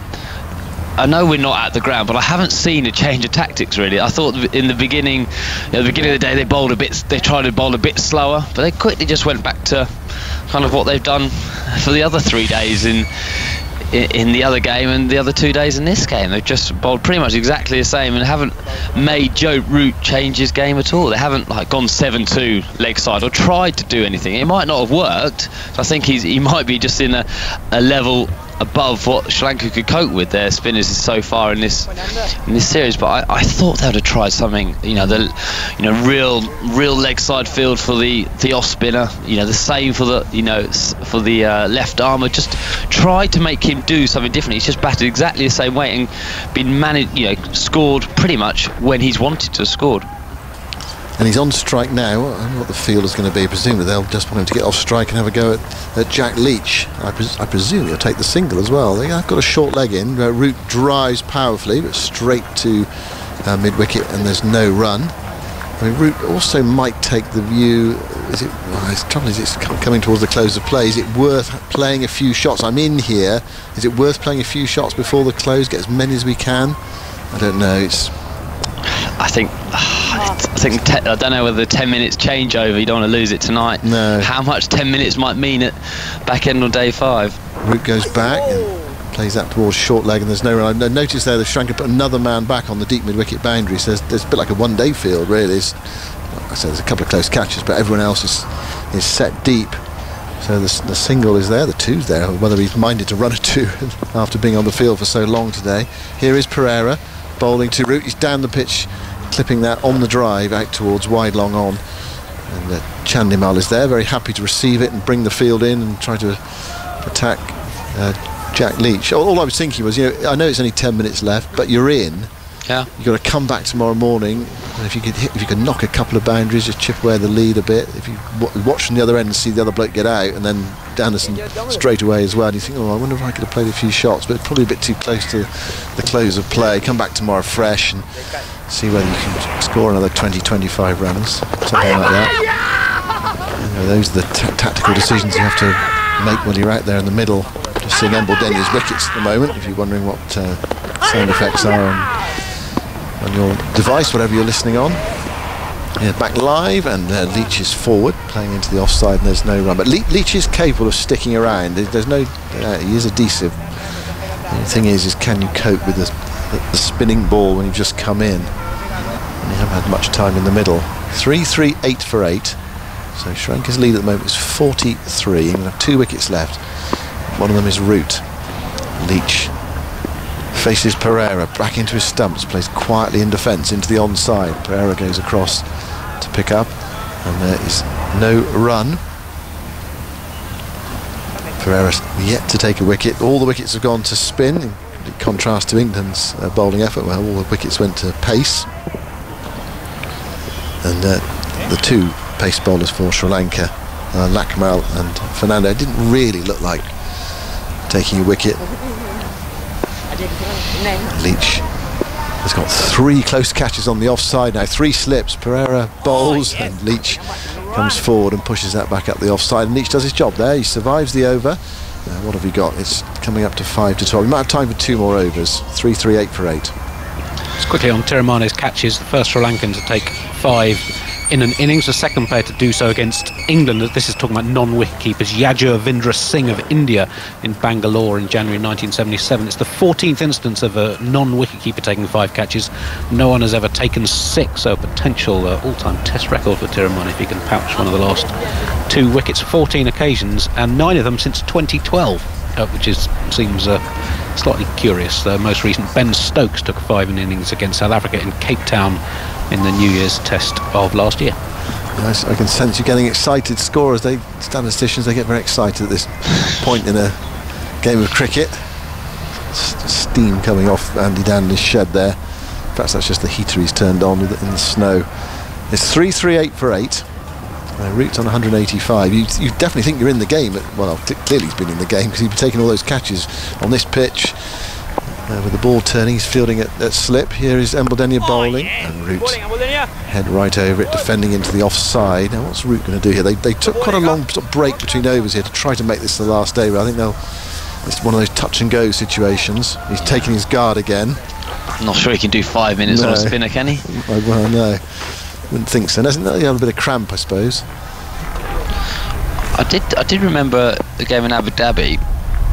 Embledenia bowls to Root, and it's full, and Root plays that sort of scuffed bat out in front of him, drive. You really should be playing a straight batting shot to that, but he plays almost like a sweep drive shot into the onside for a single. Sorry, Alistair. 3-2-9 for 8. And actually, I think it's that Pakistan game we played, and I think Shoaib Malik, was it Shoaib Malik got the double 100? Double 100, yeah. Yeah, but the last over for the close of play, it was 5 minutes to go, and we were quite happy to get off. I think they were 300 for 2 or something end of day 1, and he took his pad off to tie his shoelaces up. So he literally took his pad. I've never seen it before. Pad off, took his shoelaces up, tied his shoelaces up, pad back on. Embledenia bowls to Leach. Leach gets a short ball. He's in behind that. Not so threatening, that delivery from Embledenia, playing it on the back foot, getting his body in behind it. I think he might have taken both pads off to do to tie one shoelace. So we were quite happy because we were like, we were done. But yeah, that's the only way I can think a spinner could do a 5 minute over, I reckon. Embledenia bowls to Leach. Leach is forward, playing into the onside, and there's no run. There's 2 balls left in the over. I reckon there's going to be time for one more, unless we get something dramatic happening here. If Leach is out, that might be it. It depends whether the umpires decide within 2 minutes of the close. But I never understood that rule, actually. That regulation. The play has to end. Embledenia bowls. Leach pushes that into the offside. Root says no. They could have been a tight single there. Lakmal picks up, and there's no run. There's 1 ball left in the over. Leach was looking to get off the mark there. Yeah, it seems a strange regulation that your play has to end within 2 minutes of the scheduled close of a wicket falls. Embledenia bowls, and Leach hits one that spins back in, strikes him up on the thigh, and he's survived the over. He's fired 11 balls so far. It's 3-3-9 for 8, and we will have time for 1 more over with Root on 186. If this was Misbah, can you remember Misbah you talk about that UAE tour? Remember when he was getting towards the close of play? I think he was moving towards 100, or it might have been a double 100. And he just assaulted the spinners late on. Do you remember that match? Well, did you buy? I remember all his runs seemed to come off the spinners. He didn't play 1 shot to our seamers in that series, and then as soon as the spinners came on, he just went like he reverse swept and just kept putting. I think he was quite harsh on Adil Rashid in a couple of those innings, not in that second innings in Abu Dhabi, but his game plan was so clear, like block James Anderson, block Jimmy Anderson, Stuart Broad. As soon as the spinners came, he kind of went into 1-day mode, just kept biffing him everywhere. I'll bring in results in a second. Just went to the first ball the over going to be bowled. It's difficult to tell. Focusing on some spectators on the fort at the moment. Now here is Pereira bowling to Root. Root's back defending. Zoltz. 5 catches by Tirumalai, all off Embledenia. That's the first time a non-wicket keeper has taken 5 catches off the same bowler in a test innings. There had only been 7 instances of a catcher taking 4 off a bowler in an innings. This is the first for 5. It's a new world record. Pereira bowls to Root. Root clips that away. Can he run out? I think he is run out. I think he's run out from short leg. He hit it to short leg, and the short leg fielder threw it to the stumps. Great reaction, and Root was down the pitch a bit, tried to get back. I think this could be out. They're very confident again. It can't take much for Dick Weller. He thinks everything's out, but the short leg, great work to be doing this in the last over of the day. It was a brilliant piece of fielding. He stopped the ball, threw the ball to the stumps. Oh, yes, he is out. He is out. But it took a long time for the bail to come off because it shaved the stump. I think Root's out here. The bail took forever to come out, didn't it? Off its groove. It's going to be when it finally leaves the groove to whether he grounded the. When he grounded the back, just clipped the outside of the stump. The bail's out. You say it's out now? Yeah, he's short and he's out. Unbelievable. Broken, and the batsman is well short of his grounds. So I have a decision for the big screen. My decision is out. Out. Well, would you believe it? What a way to get out in the final over of the day. Root is run out for the second time in this series, and England are 339 for 9. Root run out for 186. I don't think he can believe it as well. He's a very tired cricketer as he walks off there, but also quite a disappointed cricketer as well. He shakes his head.